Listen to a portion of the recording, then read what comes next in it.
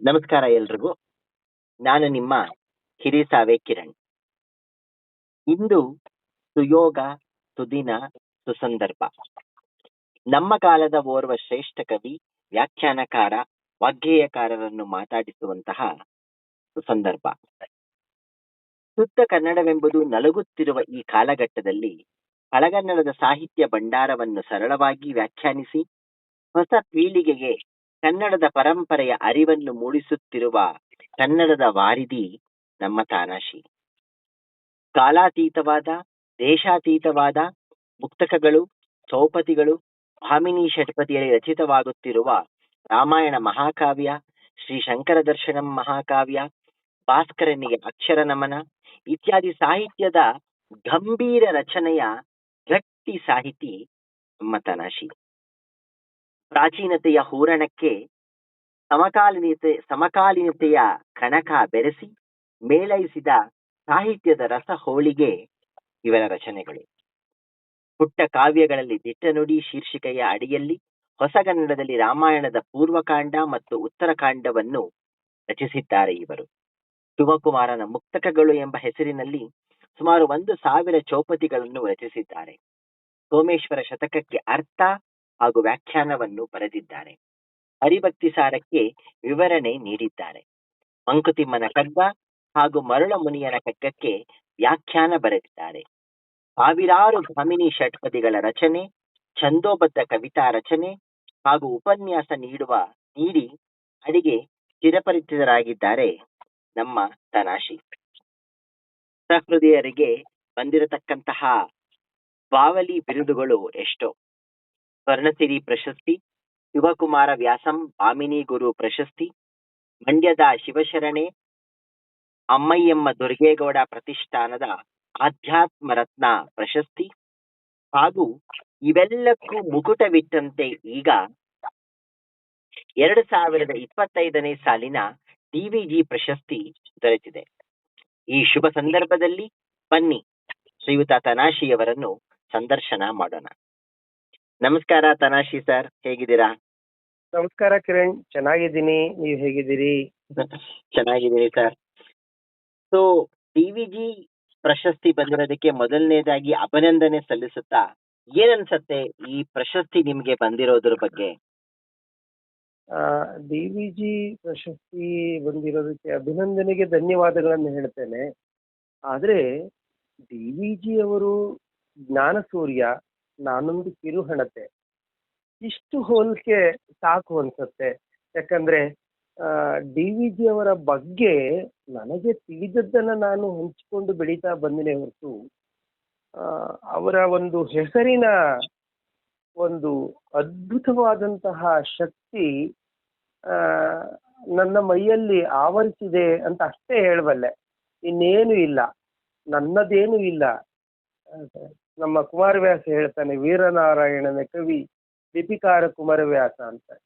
ಹಾಗೆ ನಾನು ಕೂಡ DVG ಅವರನ್ನ ಓದಿ ಬೆಳೆದವನು. DVG ಅವರ ಮಾತುಗಳನ್ನ ಆಲಿಸಿ ಅದಕ್ಕೆ ವ್ಯಾಖ್ಯಾನಗಳನ್ನ ನಂದೇ ರೀತಿಯಲ್ಲಿ ಕೊಟ್ಟು ಬೆಳೆದವನಷ್ಟೇ. ಆದ್ರೆ ಅವರ ಹೆಸರಿನ ಪ್ರಶಸ್ತಿ ನನಗೆ ನಿಜಕ್ಕೂ ಹಿಮಾಲಯ. ಆಗ್ಲಿ ಸರ್, ಇದು ನಿಮ್ಮ ಸರಳತೆ, ಸಹೃದಯತೆನ ತೋರಿಸುತ್ತೆ. ನಾನು ಯಾವಾಗ್ಲೂ ಹೇಳ್ತಾ ಇರ್ತೀನಿ, ನಿಮ್ಮನ್ನ ಸಂದರ್ಶನ ಮಾಡೋ ದೊಡ್ಡ ವ್ಯಕ್ತಿ ನಾನಲ್ಲ. ನೀವು ಹಿಮಾಲಯ, ನಾನು ಗರಿಕೆ. ನೀವು DVG ಬಗ್ಗೆ ಅದನ್ನೇ ಹೇಳ್ತಾ ಇದ್ದಾರೆ. ಇರ್ಲಿ, ನಮಗೆಲ್ರಿಗೂ ಗೊತ್ತಿರೋ ಹಾಗೆ DVG ಪ್ರಭಾವ ನಿಮ್ಮ ಸಾಹಿತ್ಯದ ಮೇಲೆ ಖಂಡಿತ ಇದೆ. ಅವರ ಪರಮ ಆರಾಧಕರು ನೀವು. ಈಗ ಒಟ್ಟಾರೆ ನಿಮ್ಮ ಜೀವನದ ಮೇಲೆ DVG ಅವರ ಪ್ರಭಾವ ಹೇಗಾಗಿದೆ? DVG ಅವರ ಪ್ರಭಾವದ ಬಗ್ಗೆ ಹೇಳಬೇಕಾದ್ರೆ, ನನಗೆ ಅವರ ಹೆಸರನ್ನು ಕೇಳೋಕ್ ಮುಂಚೆನೆ ಅವರ ಹಾಡುಗಳನ್ನ ಕೇಳಿದ್ದೆ ನಾನು. ಅದರಲ್ಲೂ ವಿಶೇಷವಾಗಿ ರಂಗಗೀತೆಗಳಲ್ಲಿ ಅವರ ಹಾಡುಗಳನ್ನ, ವಿಶೇಷವಾಗಿ ಅಂತಃಪುರ ಗೀತೆಗಳ ಹಾಡುಗಳನ್ನ ಅಳವಡಿಸಿಕೊಳ್ಳಲಾಗಿತ್ತು. ನಾವೆಲ್ಲ ಬಾಲ್ಯದಲ್ಲಿ ಏನಿ ಮಹಾನಂದವೇ ಕೇಳಿ ಬೆಳೆದವರು. ಏನಿ ಮಹಾನಂದವೇ ಹಾಡನ್ನ ಕೇಳದ ಕನ್ನಡದ ಮಕ್ಕಳಿಲ್ಲ ಅಂತ ಅನ್ಕೋಬೇಕು. ಆ ಹಾಡನ್ನು ಕೇಳೋದೇ ಆನಂದ. ಹಾಗೇನೆ ಆ ಹಾಡನ್ನ ನಮ್ಗೆ ಇಷ್ಟ ಬಂದಾಗ ಹಾಡ್ತಿದ್ವಿ. ಬಹುಶಃ ನನ್ನ ಮೇಲೆ ಡಿ ವಿ ಜಿಯವರ ಪ್ರಭಾವ ಅಲ್ಲಿಂದ ಆರಂಭ ಆಯಿತು ಅಂತ ಅನ್ಕೊಳ್ತೀನಿ. ನನಗೆ ಬುದ್ಧಿ ಬರುವುದಕ್ಕೆ ಮುಂಚೆ ಅವರ ಹಾಡುಗಳನ್ನು ಕೇಳಿ ಅದರ ಅನುಭವಕ್ಕೆ ಬಂತು. ಬಹುಶಃ ನಾನು 73 ವೇಳೆಗೆ ಡಿ ವಿ ಜಿ ಅವರ ಹೆಸರನ್ನ, ಅವರ ಕಗ್ಗದ ಹೆಸರನ್ನ ಅಪ್ಪನ ಬಾಯಿಂದ ಕೇಳ್ತಾ ಇದ್ದೆ. ಯಾಕಂದ್ರೆ ನಮ್ಮಪ್ಪ ಮೂಲತಃ ನನಗೆ ಮೇಷ್ಟ್ರು ಆಗಿದ್ರು 1ರಿಂದ 7ನೇ ಕ್ಲಾಸ್ ತನಕ.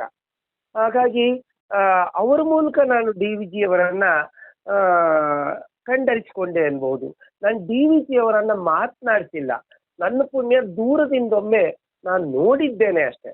ಈ ನೋಡಿದ ಪುಣ್ಯವಷ್ಟೇ ನನ್ನ ಭಾಗಕ್ಕೆ ಲಾಭವಾದದ್ದು. ಆದ್ರೆ ಡಿ ವಿ ಜಿ ಅವರು ನನ್ನ ಮೇಲೆ ಪ್ರಭಾವ ಬೀರೋದಕ್ಕೆ ಶುರುವಾಗಿದ್ದು ಬಹುಶಃ PUC ಅಂತ ಕಾಣಿಸ್ತದೆ. PUC ನಾನು ಅವರ ವನಸ್ಮ ಕವಿತೆಯನ್ನ ಒಂದು ರಾಜ್ಯ ಮಟ್ಟದ ಒಂದು ಸ್ಪರ್ಧೆಯಲ್ಲಿ ಹಾಡಿದೆ ನನ್ನದೇ ದಾಟಿಯಲ್ಲಿ. ಅವಾಗಿನಿಂದ ಹೆಚ್ಚು ಪರಿಚಿತವಾಗ್ತಾ ಹೋದ್ರು. ಒಂದೊಂದಾಗಿ ಅವರ ಕೃತಿಗಳ ಅಧ್ಯಯನ ಮಾಡೋದು ಅಥವಾ ಇತ್ಯಾದಿಗಳು ನಡೀತಾ ಬಂತು. ಆದ್ರೆ ನಾನೆಂದೂ ಕೂಡ ಡಿ ವಿ ಜಿ ಅವರ ಮಂಕುತಿಮ್ಮನ ಕಗ್ಗಕ್ಕೆ ವ್ಯಾಖ್ಯಾನ ಬರೀತೀನಿ ಅಂತ ಕೂಡ ಅಂದುಕೊಂಡಿರ್ಲಿಲ್ಲ. ಯಾಕಂದ್ರೆ ಅಂತಹ ಒಂದು ಶಕ್ತಿ ನನಗಿದೆ ಅಂತ ಖಂಡಿತ ನನಗೂ ಕೂಡ ಗೊತ್ತಿರಲಿಲ್ಲ. ಆದ್ರೆ ಇದು ನನ್ನ ಗೆಳೆಯ ಕನಕರಾಜು ಅಂತ ಇದ್ದಾರೆ.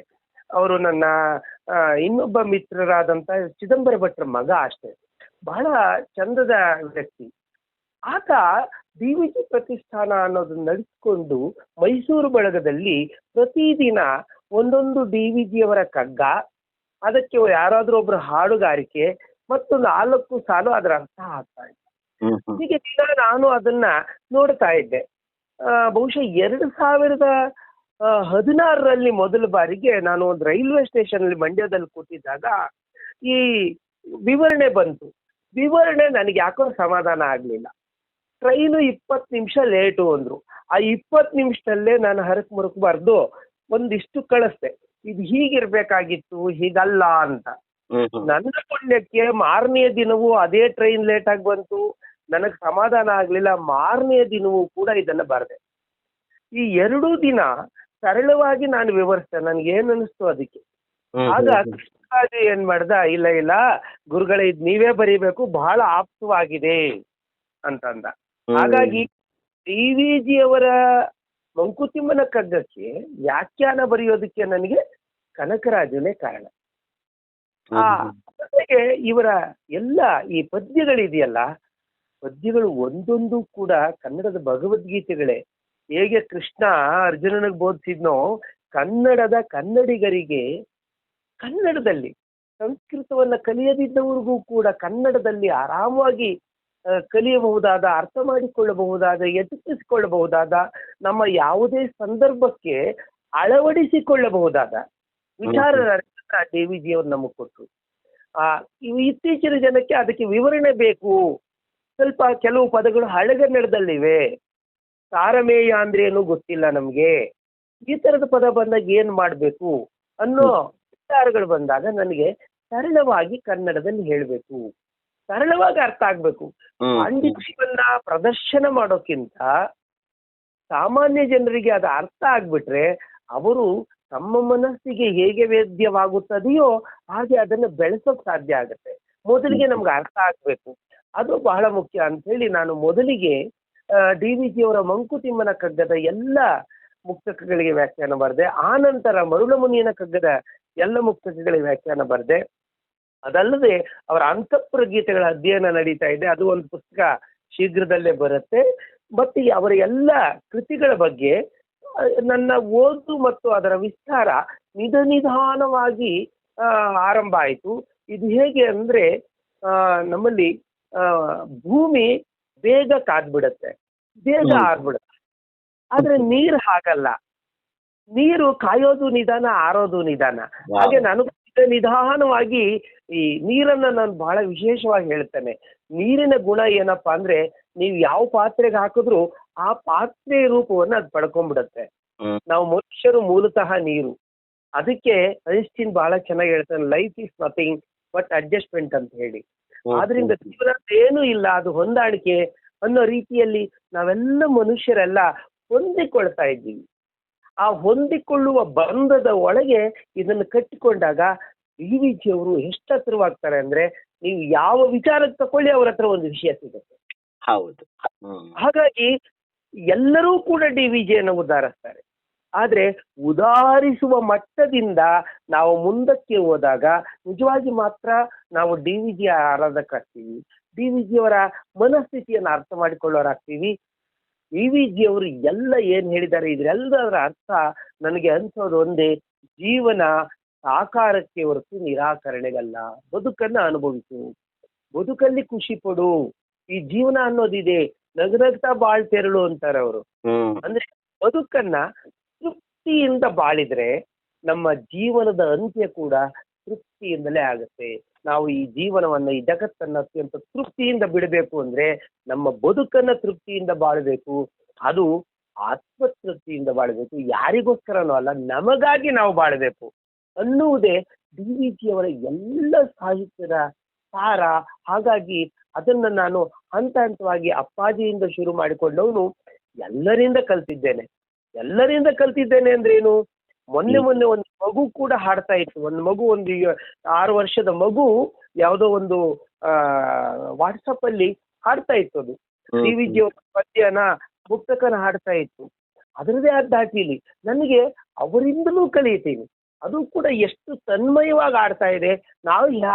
ನಾವು ತನ್ಮಯಗೊಳ್ಳೋದಕ್ಕೆ ಸಾಧ್ಯ ಇಲ್ಲ, ಆ ಮಗು ಕೈಲಾಗತ್ತೆ ಅಂದ್ರೆ ಬೆಳೆದ ನಮ್ಮ ಕೈಲಿ ಯಾಕೆ ಸಾಧ್ಯ ಆಗೋದಿಲ್ಲ ಅಂದ್ರೆ, ಕಲಿಕೆಯೇ ಜೀವನದ ಪರಮ ಗುರಿ. ಆ ಕಲಿಕೆಯೊಳಗೆ ನಾವು ಬೆಳಿಬೇಕು ಅನ್ನೋದನ್ನ ನಾನು ಡಿ ವಿ ಜಿ ಅವರಿಂದ ಪ್ರತಿದಿನ ಕಲಿತಾ ಇದ್ದೀನಿ, ಪ್ರತಿ ಕ್ಷಣ ಕಲಿತಾ ಇದ್ದೇನೆ. ಒಂದ್ ರೀತಿಯಲ್ಲಿ ಡಿ ವಿ ಜಿ, ನಾನು ಹೇಳಿದ್ನಲ್ಲ, ನನಗೆ ಪ್ರತಿನಿತ್ಯ ಜ್ಞಾನ ಪ್ರಕಾಶ, ಸೂರ್ಯ ಪ್ರಕಾಶ, ಆ ಭಗವಂತ ಆದಿತ್ಯನಷ್ಟೇ ಸತ್ಯ. ಅದಕ್ಕೆ ಹೇಳ್ತಾರೆ ಒಂದು ಸಂಸ್ಕೃತದಲ್ಲಿ ಒಂದ್ ಕಡೆ, ಶೃಣ್ವಂತು ವಿಶ್ವೇ ಅಮೃತಸ್ಯ ಪುತ್ರ ಆಯೇ ಧಾಮಾನಿ ದಿವ್ಯಾನಿ ತಸ್ತು ವೇದಾಹಮೇತಂ ಪುರುಷಂ ಮಹಾಂತಂ ಆದಿತ್ಯವರ್ಣ ತಮಸ ಪರಸ್ತಾತ್ ಸ್ವಮೇವ ವಿದಿತ್ವಾತಿ ಮೃತ್ಯುಮೇತಿ ನಾಣ್ಯಪಂಥಂ ವಿದ್ಯತೆ ಯನಾಯ. ಅದರ ಅರ್ಥ ಇಷ್ಟೇ, ಈ ಭೂಮಿಯಲ್ಲಿರ್ತಕ್ಕಂತಹ ಅಮೃತ ಪುತ್ರರೇ ಕೇಳಿ. ಎಂತ ಪದಾರಿ ಅದು ಅಲ್ವಾ? ಅಮೃತ ಪುತ್ರರು ಅಂತ ಹೇಳ್ತಾರೆ ಆ ಒಂದು ಸುಭಾಷಿತದಲ್ಲಿ, ಆ ಒಂದು ಉಪನಿಷತ್ನಲ್ಲಿ ಎಷ್ಟು ಚಂದ ಹೇಳ್ತಾರೆ. ಭೂಮಿಯಲ್ಲಿರುವ ಅಮೃತ ಪುತ್ರರೇ ಕೇಳಿ, ಸ್ವರ್ಗದಲ್ಲಿರೋರೇ ಕೇಳಿ. ಆ ಭಗವಂತನ ವಿಚಾರಗಳನ್ನು ನಾವು ಆಲಿಸೋಣ. ಇದನ್ನ ಬಿಟ್ಟರೆ ನಮಗೆ ಬೇರೆ ಏನು ಮಾರ್ಗ ಇಲ್ಲ. ಅಂದ್ರೆ ಭಗವಂತ ಬದುಕಲಿಕ್ಕಾಗಿ ಹೇಳಿದ್ದಾನೆ, ನಮಗ್ ಬದುಕೋಕೆಲ್ಲ ಕೊಟ್ಬಿಟ್ಟಿದ್ದಾನೆ. ವೇದಗಳು ಹೇಳೋದು ಅದನ್ನೇ, ನಮ್ಗೆಲ್ಲ ಕೊಟ್ಟಿದ್ದಾನೆ ಭಗವಂತ. ಅಲ್ಲಿ ಹೇಳೋದಷ್ಟೇ, ನೀನೇನು ಕೇಳಕ್ ಉಳಿಸಿಲ್ಲಪ್ಪ, ನಾನು ಎಲ್ಲ ಕೊಟ್ಟಿದ್ದೇನೆ. ಬೆಟ್ಟ ಕೊಟ್ಟಿದ್ದೇನೆ, ಗುಡ್ಡ ಕೊಟ್ಟಿದ್ದೇನೆ, ನೀರ್ ಕೊಟ್ಟಿದ್ದೇನೆ, ಉಸಿರಾಡ ಗಾಳಿ ಕೊಟ್ಟಿದ್ದೇನೆ. ನೀನ್ ಕೊಟ್ಟಿಲ್ಲ ಅಂತ ಒದ್ದಾಡ್ತಿದೀಯ. ಕೊಟ್ಟಿರೋದನ್ನ ಅನುಭವಿಸ್ಕೊಂಡ್ ಬೆಳಿ ಅಂತ ಹೇಳೋದೇ ನಮ್ಮ ವೇದಗಳು.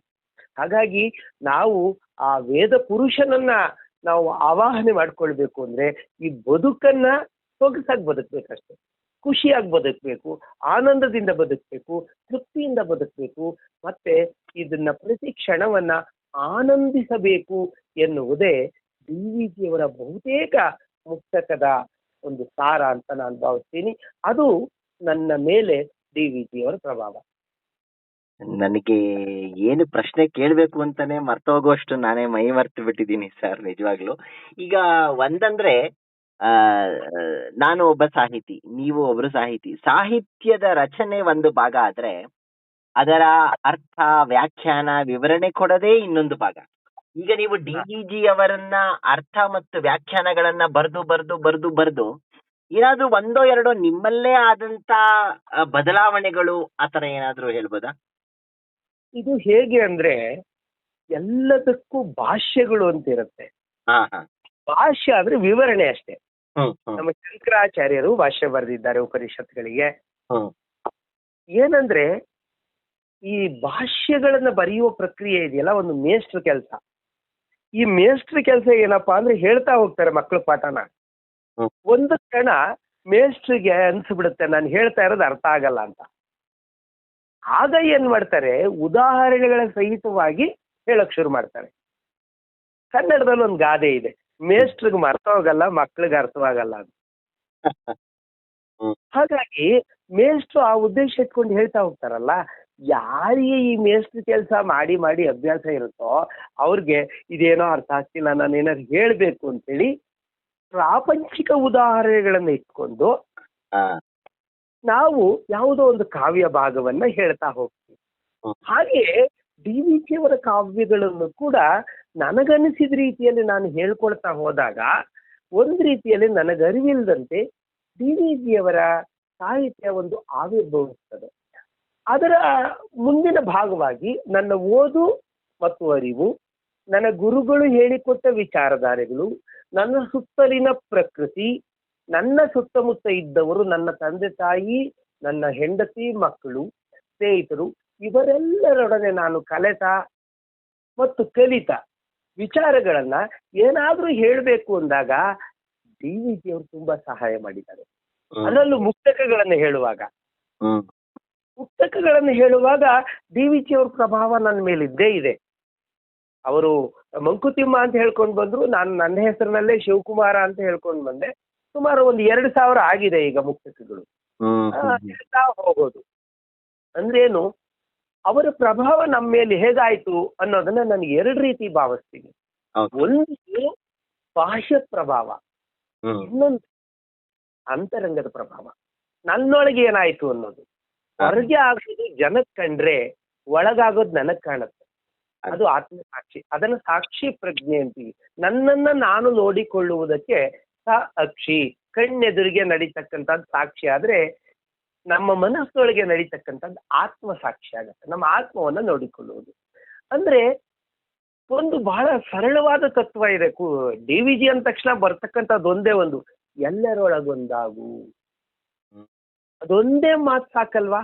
ವಸುದೈವ ಕುಟುಂಬಕಂ ಅನ್ನೋದನ್ನ ಕನ್ನಡದಲ್ಲಿ ಅದಕ್ಕಿಂತ ಚೆನ್ನಾಗಿ ಯಾರು ಹೇಳಕ್ ಸಾಧ್ಯ ಇಲ್ವೇನೋ. ಎಲ್ಲರೊಳಗೊಂದಾಗ ಎಷ್ಟು ಚಂದ ಇದೆ ಅಲ್ವಾ? ಆ ಎಲ್ಲರೊಳಗೆ ಒಂದಾಗುವ ಪ್ರಯತ್ನವನ್ನ ನಾನು ಪ್ರತಿನಿತ್ಯ ಮಾಡ್ತಾ ಇದ್ದೀನಿ. ನಾನು ಆಗಿದ್ದೇನೆ ಅಂದ್ರೆ ಅದಕ್ಕಿಂತ ದೊಡ್ಡ ಸುಳ್ಳು ಯಾವುದೂ ಇರೋದಿಲ್ಲ. ಯಾಕಂದ್ರೆ ಇವೆಲ್ಲವನ್ನ ಮೀರಿ ನಮ್ಮೊಳಗೆ ಸಾಮಾನ್ಯ ಮನುಷ್ಯರಲ್ಲಿ ನನ್ನದು ಅನ್ನೋದು ಇದ್ದೇ ಇರುತ್ತೆ.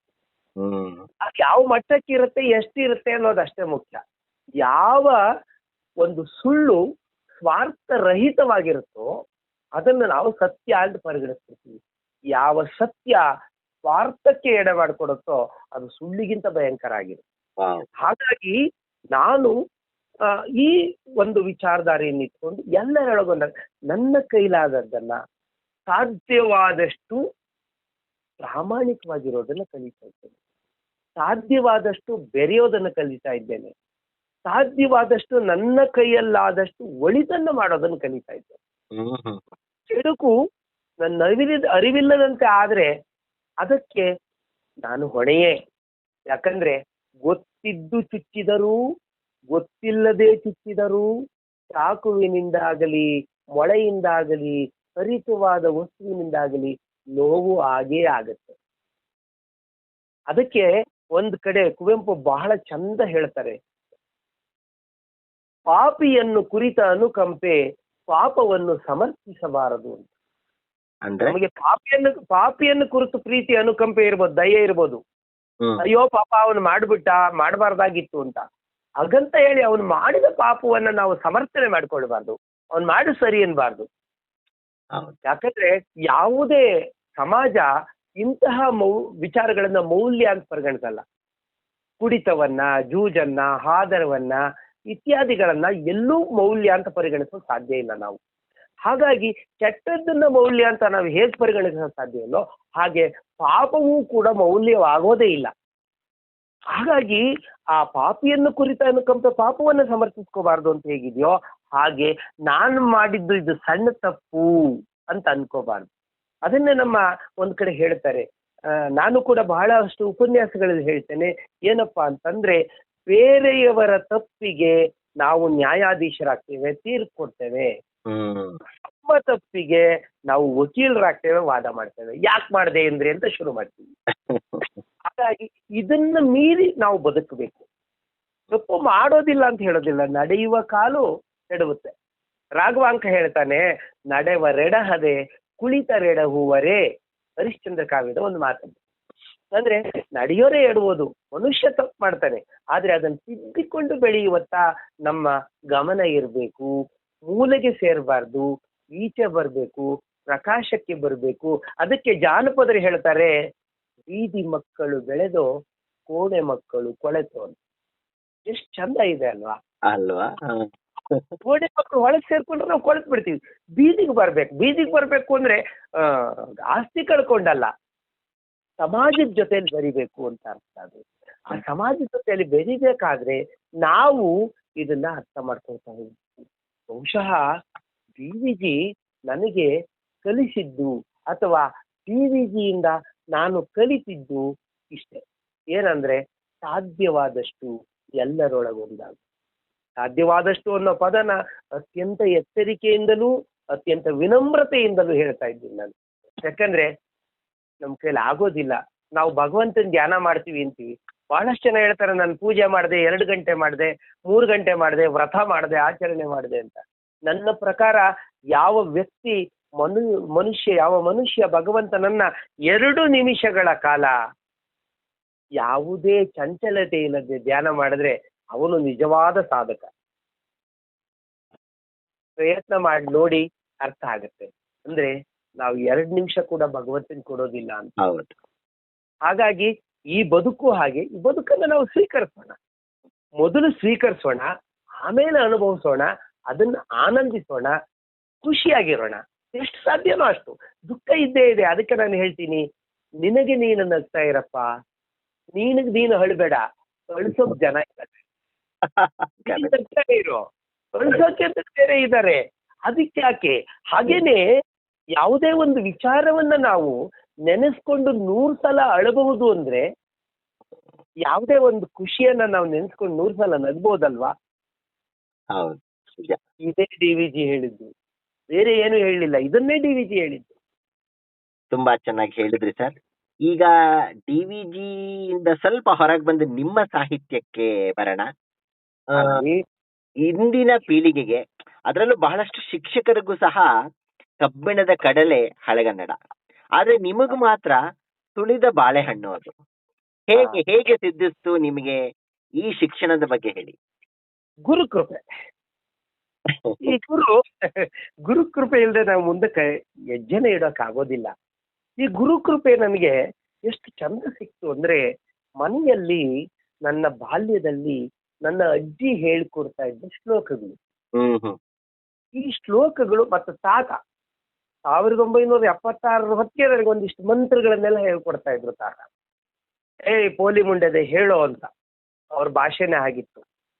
ಅವರು ಕಿವಿ ಹಿಂಡ್ಬಿಟ್ಟು ಹೇಳಿಸ್ತಾ ಇದ್ರೆ ನಾವು ನಡುಗ್ತಾ ಹೇಳ್ತಿದ್ವಿ. ಇದೇನಾಯ್ತು, ಈ ಶ್ಲೋಕಗಳನ್ನ, ಭಗವಂತನ ಧ್ಯಾನ ಶ್ಲೋಕಗಳನ್ನ ಹೇಳ್ತಾ ನಮ್ಮ ನಾಲಿಗೆ ಮತ್ತು ನಮ್ಮ ಮನಸ್ಸು ಶುದ್ಧವಾಯಿತು. ಎಲ್ಲ ಸ್ಫುಟವಾಗಿ ಹೇಳೋದಕ್ಕೆ ಅವಕಾಶ ಆಯಿತು. ಅಜ್ಜಿ ಹೇಳ್ಕೊಟ್ಟ ಪದ್ಯಗಳು, ಅಜ್ಜಿ ಹೇಳ್ಕೊಟ್ಟ ಪ್ರಾರ್ಥನೆಗಳಿಂದ ಈಚೆಗೆ ಬರ್ತಾ ಇದ್ದಾಗೆ ಅಪ್ಪ ಚಿಕ್ಕ ವಯಸ್ಸಿನಲ್ಲಿ ನನಗೆ ಬುದ್ಧಿ ಬರುವ ವೇಳೆಗೆ ಅವರು ಗಮಕ ವಾಚನ ವ್ಯಾಖ್ಯಾನ ಮಾಡ್ತಾ ಇದ್ರು. ಅಜ್ಜಿ ಹೇಳಿದ್ 1-2 ಶ್ಲೋಕ ಹೇಳಿ ಸರ್, ಹೇಳ್ಬಿಟ್ಟು ಕಂಟಿನ್ಯೂ ಮಾಡಿ. ಯಾವ್ದಾದ್ರು ಒಂದೇ, ಎಲ್ಲ ಶ್ಲೋಕಗಳು ಶುಕ್ಲಾಂಬರಧರಮ್ಮಿಂದ ಹಿಡಿದು ಪ್ರತಿಯೊಂದು ಸಾಮಾನ್ಯ ಮಕ್ಕಳೆಲ್ಲ ಹೇಳುವಂತಹ ಶ್ಲೋಕಗಳು. ಅದೇನು ವಿಶೇಷವೇನೂ ಇಲ್ಲ. ಆದ್ರೆ ಗುರು ಬ್ರಹ್ಮ ಗುರು ವಿಷ್ಣು ಇದನ್ನ ಹೇಳ್ಕೊಡೋ ರೀತಿ, ನಾವು ಅದನ್ನು ಕಲಿಯೋ ರೀತಿ, ಅದು ಬಹಳ ಮುಖ್ಯ. ಶ್ಲೋಕಗಳೆಲ್ಲ ಮಕ್ಕಳು ಹೇಳ್ತಾರೆ, ಅದ್ರಲ್ಲಿ ಏನು ವಿಶೇಷತೆ ಇಲ್ಲ. ಆದ್ರೆ ಆ ನಂತರ ಅಪ್ಪ ಗಮಕ ವಾಚನ ಮಾಡ್ತಾ ಇದ್ರು. ಆ ಕಾಲದಲ್ಲಿ 70ರ ದಶಕ ಆರಂಭ, 71 ಕಳದಿಂದ 71ರಿಂದಲೇ ಅಪ್ಪನ ಜೊತೆ ಕೂತ್ಕೊಳ್ತಾ ಇದ್ದೆ, ಕೇಳ್ತಾ ಇದ್ದೆ. ನಾನು ಎಷ್ಟು ಅರ್ಥ ಆಗ್ತಿತ್ತು ಅಂತ ಕೇಳ್ಬೇಡಿ, ಕೂತ್ಕೋತಾ ಇದ್ದೆ, ಕೇಳ್ತಾ ಇದ್ದೆ. ಕತೆ ಹೇಳೋರು, ಪದ್ಯ ಗಮಕದಲ್ಲಿ ಹಾಡೋರು. ಅದೇನಾಯ್ತು, ಆ ಪದಗಳು, ಆ ಪದ್ಯಗಳು, ಆ ವಿವರಣೆಗಳು. ಮತ್ತೆ ಹಿಂದೆ ಏನಾಗ್ತಿತ್ತು, ನಾನು ಹುಟ್ಟಿ ಬೆಳೆದದ್ದು ಹಳ್ಳಿಯಲ್ಲಾದ್ರಿಂದ ಯಾವುದೇ ಕಾರ್ಯಕ್ರಮ, ಒಬ್ರು ಸತ್ರೆ, ಒಬ್ರು ಹುಟ್ಟಿದ್ರೆ, ಏನಾದ್ರು ಆದ್ರೆ ಈ ಭಾರತ ಓದ್ಸೋದು ಅಂತ ಇತ್ತು. ಭಾರತ ಓದ್ಸೋದು ಅಂದ್ರೆ ಕುಮಾರ ವ್ಯಾಸ ಭಾರತನ ಓದ್ಸೋದು, ಪದ್ಯ ಓದಿ ಅರ್ಥ ಹೇಳೋದು ಒಂದು ಪರಂಪರೆ ಇತ್ತು ಆಗ. ಪುಟ್ಟ ಕಾರ್ಯಕ್ರಮಗಳು. ಆ ನಂತರ ಅದ್ರ ಜಾಗನ ಹರಿಕತೆ ಆಕ್ರಮಿಸ್ಕೊಂತು. ಆ ನಂತರ ಟಿವಿಗಳು ಬಂದು ಆ ಜಾಗಕ್ಕೆ. ಅಂತ ಕಾಲದಲ್ಲಿ ನಾನೇನ್ ಮಾಡಿದೆ, ಅಪ್ಪನ ಜೊತೆಲಿ ಈ ರೀತಿ ಕೂತ್ಕೊಳ್ತಾ ಇದ್ದೆ. ಬಹುಶಃ ನಾನು 6ನೇ ವಯಸ್ಸಿನಿಂದ ಇದು ನನಗೆ ಚಂದ ಬೆಳೆದ್ಕೊಂಡು ಬಂತು. ನಾನು 6ನೇ ತರಗತಿಲಿದ್ದಾಗ ಮೊದಲ ಬಾರಿಗೆ ಈ ಒಂದು ಕುಮಾರವ್ಯಾಸ ಭಾರತ ವಾಚನ ಮತ್ತು ವ್ಯಾಖ್ಯಾನವನ್ನ ಮೊದಲಿಗೆ ಆರಂಭ ಮಾಡಿದೆ. ಎಷ್ಟು ಚಂದ ಮಾಡಿದೆ ಅಂತ ಕೇಳಬೇಡಿ. ಅಪ್ಪನಿಂದ ಕೇಳಿದ್ದು, ನನಗೆ ತಿಳಿದಿದ್ದು, ಅಜ್ಜಿ ಹೇಳ್ಕೊಡ್ತಿದ್ದ ರಾಮಾಯಣ, ಮಹಾಭಾರತ, ಭಾಗವತದ ಕಥೆಗಳು ಇವೆಲ್ಲ ಪ್ರಭಾವ ಬೀರಿದ್ರಂಗೆ ನಾನೇನ್ ಮಾಡಿದೆ, ಇದನ್ನ ಹೇಳಲಿಕ್ಕೆ ಶುರು ಮಾಡಿದೆ.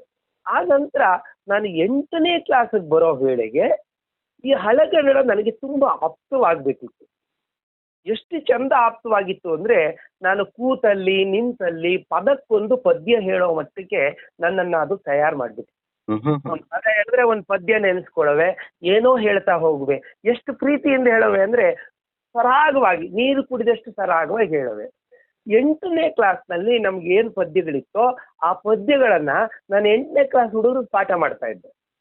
ಇದಕ್ಕೆ ಕಾರಣ ಅಪ್ಪ, ಮತ್ತೆ ಆ ಕಾಲದ ನನ್ನ ಮೇಷ್ಟ್ರು ಗುರುಮೂರ್ತಿ ಆಗಬಹುದು, ಇವರೆಲ್ಲ ನನ್ನನ್ನ ಬೆಳೆಸೋರು, ಚೆನ್ನಯ್ಯ ಮೇಷ್ಟ್ರ ಆಗ್ಬೋದು, ಇವರೆಲ್ಲ ಚಂದ ಬೆಳೆಸಿದ್ರು. ಹಾಗಾಗಿ ನನಗೆ ಬಾಲ್ಯದಲ್ಲಿ ಹೇಳ್ಕೊಟ್ಟ ಮಾರಯ್ಯ ಮೇಷ್ಟ್ರಿಂದ ಹಿಡಿದು ನಾನು ಅವ್ರಿವ್ರು ಅಂತ ಹೇಳಾರ, ಅದಕ್ಕೆ ಗುರು ಕೃಪೆ ಎಂದಿದ್ದು ನಾನು. ಆ ನಂತರ ಏನಾಯ್ತು, ನನಗೆ ಓದ್ಲಿಕ್ಕೆ ಅವಕಾಶ ಆಯ್ತು. ನನ್ನ ಮನೆಯಲ್ಲಿ ಒಂದು ಪುಸ್ತಕ ಭಂಡಾರ ಇತ್ತು, ಅಪ್ಪ ಸಂಗ್ರಹಿಸಿದ್ದು. ಒಂದು ಸುಮಾರು 3,000 ಪುಸ್ತಕಗಳು. ಶಾಲೆಯಲ್ಲಿ ಲೈಬ್ರರಿ ಇತ್ತು, ಭಾರತ ಭಾರತಿ ಪ್ರಕಾಶನ ಅಂತ ಚಿಕ್ಕ ಚಿಕ್ಕ ಪುಸ್ತಕಗಳು. ಮತ್ತೆ ಆ ಕಾಲದಲ್ಲಿ ಶಾಲೆಗೆ ಅವು ಎಷ್ಟು ಕಡಿಮೆ 100 ಇದ್ವು. ನನಗೆ ಓದಿನ ಹಸಿವು ತುಂಬಾ. ನಾನು ಮೊನ್ನೆ ಯಾವುದಕ್ಕೂ ಸುಮ್ಮನೆ ಬಹಳ ದಿನ ಆಗಿತ್ತು ಓದಿ ಅಂತ ಹೇಳಿ ಓದ್ಲಿಕ್ಕೆ ಕೂತ್ಕೊಂಡೆ. 120 ಪುಟಗಳ ಒಂದು ಪುಸ್ತಕವನ್ನ 42 ನಿಮಿಷದಲ್ಲಿ ಓದ್ ಮುಗಿಸ್ತದೆ. ಆ ನಂತರ 1 ಗಂಟೆ 1.5 ಗಂಟೆ ನಂತರ ಅದರ ಬಗ್ಗೆ 2.5 ಗಂಟೆಗಳ ಕಾಲ ಯಾರಿಗೋ ಪಾಠ ಮಾಡಿದೆ. ಯಾಕಿದನ್ನು ಹೇಳ್ತಾ ಇದ್ದೀನಿ ಅಂದ್ರೆ, ನನಗೆ ಓದಿನ ಹಸಿವು ತುಂಬಾ ಇತ್ತು. ಆ ಓದಿನ ಹಸಿವು ಇದ್ದಿದ್ರಿಂದ ನನ್ಗೆ ಏನ್ ಹೇಳಿದ್ರು ಅಥವಾ ಏನ್ ಕೇಳಿದ್ರು ಇಷ್ಟವಾಗೋದು. ನಮ್ಮಪ್ಪ ನನ್ನನ್ನ ಹೆಚ್ಚು ಓದ್ತಾ ಇದ್ದೀಯೇ ಅಂತ ಹೊಡೆದದ್ದೇ ಜಾಸ್ತಿ, ಬೇರೆ ಕಾರಣಕ್ಕಿಂತ. ನನಗೆ ಅದೊಂದು ಇವತ್ತಿಗೂ ಕಾಡುತ್ತೆ. ನಮ್ಮಪ್ಪನಿಗೂ ನನಗೂ ಕಡೆಗೆ ಒಂದು ಒಪ್ಪಂದ ಆಯ್ತು, ಹಗಲು ಹೊತ್ತಿನಲ್ಲಿ ನಾನು ಓದುವಂತಿಲ್ಲ, ಮನೆಯಲ್ಲಿ ನಾನು ಓದುವಂತಿಲ್ಲ. ನಾನು ಬಸ್ಸಲ್ಲೋ ಬೇರೆ ಕಡೆನೋ ಕಾಲೇಜಲ್ಲೋ ಸ್ಕೂಲಲ್ಲೋ ಓದ್ಬೋದು, ಮನೆಯಲ್ಲಿ ಕೂತ್ಕೊಂಡು ಓದೋ ಹಾಗಿಲ್ಲ, ಬೇರೆ ಕೆಲಸ ಮಾಡಬೇಕು.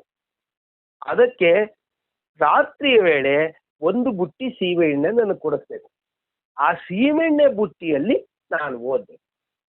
ಇದು ಒಪ್ಪಂದ ಆಯ್ತು. ಅವತ್ತು ಬಹುಶಃ 76, 77ರಲ್ಲಿ ಇದು ಆರಂಭ ಆದದ್ದು. ಇಂದಿಗೂ ನಾನು ರಾತ್ರಿ ಓದದೆ ಮಲಗೋದಿಲ್ಲ, ಓದದೆ ಬರೆಯದೆ ಮಲಗೋದಿಲ್ಲ. ಇದು ನನಗೆ ಒಂದು ರೀತಿ ಮಣೆ ಹಾಕಿ ಕೊಟ್ಟಾಗಾಯ್ತು. ನನ್ನ ಸಾಹಿತ್ಯಕ್ಕೆ ಮಣೆ ಹಾಕಿದ್ದು ಇಂತಹ ಸಂದರ್ಭಗಳು. ಯಾಕೆ ಹೇಳಿದ್ರು ಹೊಟ್ಟೆಪಾಡಿಗೆ, ಅದು ಬೇರೆ ಪ್ರಶ್ನೆ. ಎಲ್ಲವೂ ಕೂಡ ಹೊಟ್ಟೆಪಾಡಿಗೆ ನಡೀತಕ್ಕಂಥದ್ದು. ಕೆಲಸ ಮಾಡಬೇಕಿತ್ತು, ಕೆಲಸ ಮಾಡ್ತಾ ಇದ್ದೆ. ಹಾಗಾಗಿ ಈ ಸಾಹಿತ್ಯವನ್ನ ನನಗೆ ಏಕಾಂತದಲ್ಲಿ ಬೆಳೆಸ್ಕೊಳ್ಳಕ್ ಅವಕಾಶ ಆಯ್ತು. ಒಂದೇ ದಿನ 2-3 ಪುಸ್ತಕಗಳನ್ನ ಓದುವಂತ ಯಾವಾಗ ಅವಕಾಶ ಸಿಕ್ತೋ ಅದನ್ನು 2 ಕೈಯಿಂದ ಬಾಚಿಕೊಂಡೆ, ತುಂಬಾ ಪ್ರೀತಿಸಿದೆ. ಅದರ ಪರಿಣಾಮ ಇವತ್ತು ಒಂದು 9,000 ಪುಸ್ತಕಗಳನ್ನು ಓದ್ಕೊಂಡಿದ್ದೀನಿ. 1% ಬಹುಶಃ ನಾನು ಓದಿಲ್ಲ ಅನ್ಸುತ್ತೆ. ಸರಿ, ಹಳೆಗನ್ನಡದಲ್ಲಿ ನಿಮ್ಮನ್ನ ತುಂಬಾ ಪ್ರಭಾವಿಸಿರ್ತಕ್ಕಂತ ಕೃತಿ ಯಾವುದು? ರನ್ನನ ಗದಾಯುದ್ಧ.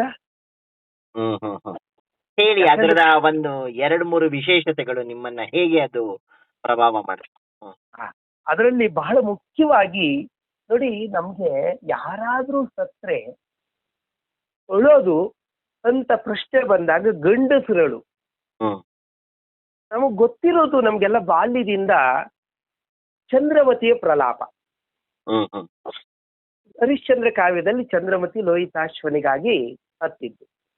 ಸ್ವಲ್ಪ ಐಚ್ಛಿಕ ಕನ್ನಡದ ವಿದ್ಯಾರ್ಥಿಗಳಾದ್ರೆ ರಾಜಶೇಖರ ವಿಳಾಸದಲ್ಲಿ ಬರುವ ತಿರುಕ್ಕೊಳವಿನಾಚಿಯ ಪ್ರಲಾಪ, ಇವೆರಡನ್ನ ಕೇಳಿರ್ತೀವಿ.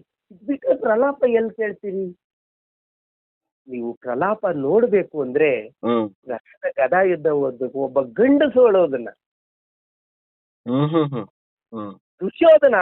ದುರ್ಯೋಧನ ಪ್ರಲಾಪ ಎಷ್ಟು ಚೆನ್ನಾಗಿದೆ ಅಂತಂದ್ರೆ, ಅವನು ಇಡೀ ರನ್ನನ ಗದಾಯುದ್ಧ ನನಗೆ ಯಾಕೆ ಇಷ್ಟ ಆಗತ್ತೆ ಅಂದ್ರೆ, ಕನ್ನಡ ಸಾಹಿತ್ಯದಲ್ಲಿ 1,000 ವರ್ಷಗಳ ಹಿಂದೆ ಅಥವಾ 1,100 ವರ್ಷಗಳ ಹಿಂದೆ ರನ್ನ ಸಿಂಹಾವಲೋಕನ ಕ್ರಮ ಅಂತ ತರ್ತಾನೆ. ಸಿಂಹ ಕಾಡಿನಲ್ಲಿ ನಡ್ಕೊಂಡೋಗಿ ಒಂದು ಗುಡ್ಡ ಹತ್ತದ್ಮೇಲೆ ತಿರುಗಿ ನೋಡುತ್ತಂತೆ ಹೆಂಗ್ ನಡ್ಕೊಂಡೆ ಅಂತ. ಎಲ್ಲೋ ಶುರು ಮಾಡಿ ಎಲ್ಲೆಲ್ಲೋ ತಕೊಂಡ್ ಬಂದು ಹೇಗೋ ತರ್ತಾನ ಅವನು. ಆದ್ರೆ ಎಲ್ಲವನ್ನ ಒಂದೊಂದು ಸಂಬಂಧವನ್ನ ಕೊಡ್ತಾ ಬರ್ತಾನೆ. ಸಿಂಹದ ರೀತಿ ಅವಲೋಕನ ಮಾಡ್ತಾನೆ ಅವನು ಕಾವ್ಯದಲ್ಲಿ. ಹಾಗಾಗಿ ನಾನು ಕಾವ್ಯವನ್ನ ವಿಸ್ತರಿಸೋದಿಲ್ಲ, ಅದರ ಐತಿಹಾಸಿಕ ಮಹತ್ವವನ್ನು ಹೇಳೋದಿಲ್ಲ. ಒಂದೆರಡು ಅಂಶ ಹೇಳೋದಾದ್ರೆ, ದುರ್ಯೋಧನ ರಣರಂಗದಲ್ಲಿ ಎಲ್ಲ ತಪ್ಪಿರ್ತಾರೆ. ಆ ರಣರಂಗದಲ್ಲಿ ನಡ್ಕೊಂಡು ಬರ್ತಾ ಇರ್ತಾನೆ, ಒಬ್ಬೊಬ್ಬರನ್ನು ನೋಡ್ಕೊಂಡು ಕಲಾಪವನ್ನ ಮಾಡ್ಕೊಂಡು ಬರ್ತಾನೆ. ಎಷ್ಟು ಚಂದ ಇದೆ ಅಂದ್ರೆ, ಭೀಷ್ಮನ್ ನೋಡ್ತಾನೆ, ದ್ರೋಣರನ್ನು ನೋಡ್ತಾನೆ. ಅವನ ಭಾವನೆ ಏನು ಅನ್ಸೋದೇ ಇಲ್ಲ, ತನ್ನ ಪಾಡಕ್ಕೆ ನೋಡ್ಕೊಂತಾನೆ. ಭೀಷ್ಮರು ಎಷ್ಟೇ ಒಳ್ಳೆಯವರಾಗಿದ್ರು ಪಾಂಡವರ ಕಡೆ ಇದ್ರು. ದ್ರೋಣರು ಜೀಯನಲ್ ಅವಧಾಯನಲ್ ಬಲ್ಲರ್, ಈಯಲ್ ಇರಿಯಲ್ ಅವರತ್ತ ಬಲ್ಲರ್ ಅಂತ ಹೇಳ್ತಾನೆ. ಅವರನ್ನು ಕ್ರಿಟಿಸೈಸ್ ಮಾಡ್ತಾನೆ. ಮುಂದಕ್ಕೆ ಬಂದಾಗ ಅವನು ತಮ್ಮನನ್ನ ನೋಡ್ತಾನೆ, ದುಶ್ಯಾಸನನ್ನು ನೋಡ್ತಾನೆ. ಆಗ ಹೇಳ್ತಾನೆ, ಜನನೀ ಸ್ತನ್ಯವನುಂಡೆ ನಾಂ ಬಳಿಕನೀ ಸೋಮಾಮೃತ ದಿವ್ಯ ಭೋಜನಂ ಎಂಬಿಂತವೆನ್ನುಂಡೆ ನಾಂ ಬಳಿಕನಿ ಮರಣಕ್ಕೆ ಎನ್ನಿಂದೆ ನೀ ಮುಂಚಿದೈ ಮೊನೆಯೊಳ್ ಸೂಳ್ ತಡಮಾಯಿತು ಆವತ್ತ ದುಶ್ಯಾಸನ. ನೋಡಪ್ಪ, ಅಮ್ಮನ ಹಾಲನ್ನ ನಾನ್ ಮೊದ್ಲು ಕುಡ್ದೆ, ಆಮೇಲೆ ನೀನ್ ಕುಡ್ದೆ. ಸೋಮರ ಸಾಹಿತ್ಯಾದಿಗಳನ್ನ ಅಮೃತಾನ್ನಗಳನ್ನ ನಾನು ಮೊದಲು ಉಂಡೆ, ನೀನು ಮೊದಲು ಉಂಡೆ. ಆದ್ರೆ ಸಾವಿಗೆ ಯಾಕಯ್ಯ ನನಗಿಂತ ಮುಂಚೆ ಹೊರಟೋದೆ ನೀನು? ಮೊನೆಯೊಳ್ ಯುದ್ಧದಲ್ಲಿ ಸೂಳ್ ತಡಮಾಯಿತು, ನನ್ನ ಸರದಿ ನಿಧಾನ ಆಗೋಯ್ತಲ್ಲ, ಆವತ್ತ ದುಶ್ಯಾಸನ. ಅಭಿಮನ್ಯುವನ್ನ ನೋಡ್ತಾನೆ.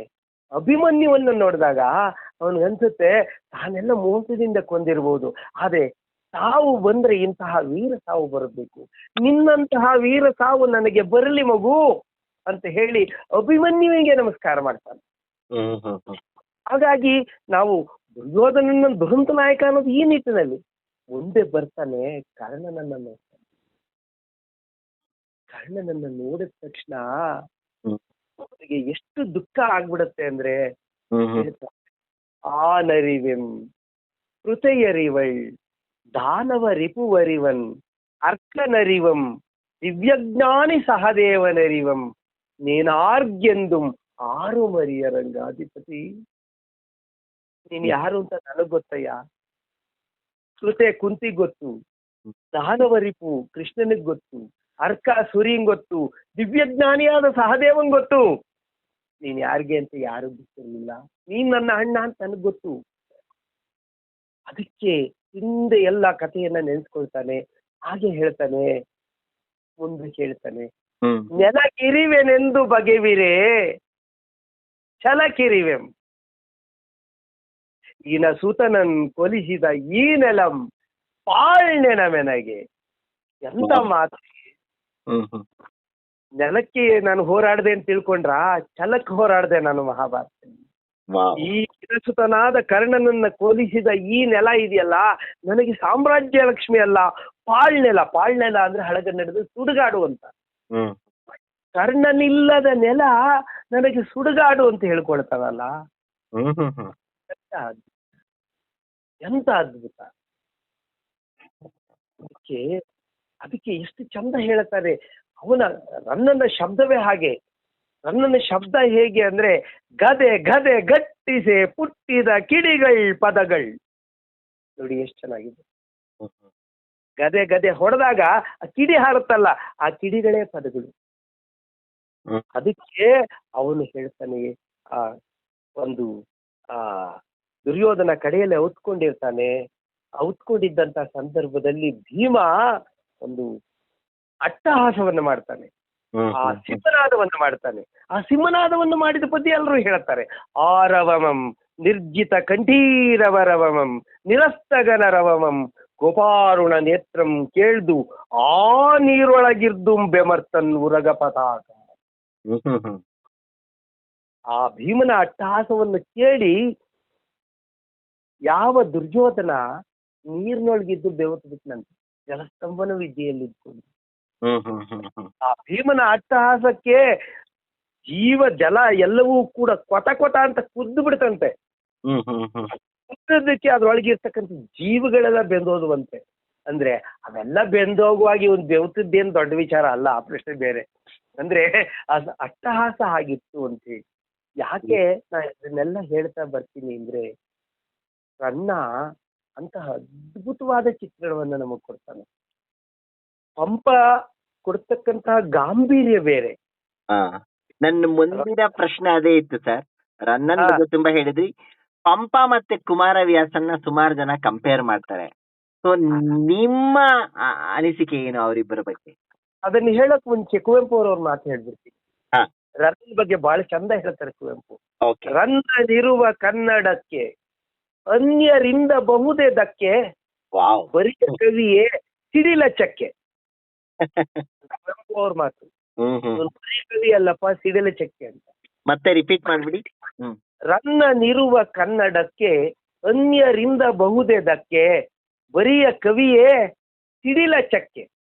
ವಾವ್. ಇದೊಂದು ಮಾತು ಸಾಕು ರನ್ ಬಗ್ಗೆ ಅಲ್ವಾ? ಇನ್ನು ಪಂಪ ಒಬ್ಬ ಅದ್ಭುತವಾದ ಕವಿ. ನಿಜ ಹೇಳ್ಬೇಕಂದ್ರೆ ಹಳಗನ್ನಡ ಸಾಹಿತ್ಯಕ್ಕೆ ತೋರಣ ಕಟ್ಟಿದವ, ಹ್ಮ್ ಹ್ಮ್ ಹ್ಮ್ ರಾಜಮಾರ್ಗವನ್ನ ಆರಂಭಿಸಿದವ, ಎರಡು ರೀತಿಯ ಮಾರ್ಗಗಳನ್ನ ತೆರೆದುಕೊಟ್ಟವ, ಧರ್ಮ ಮಾರ್ಗ ಮತ್ತು ನಮ್ಮ ಲೌಕಿಕ ಮಾರ್ಗವನ್ನ.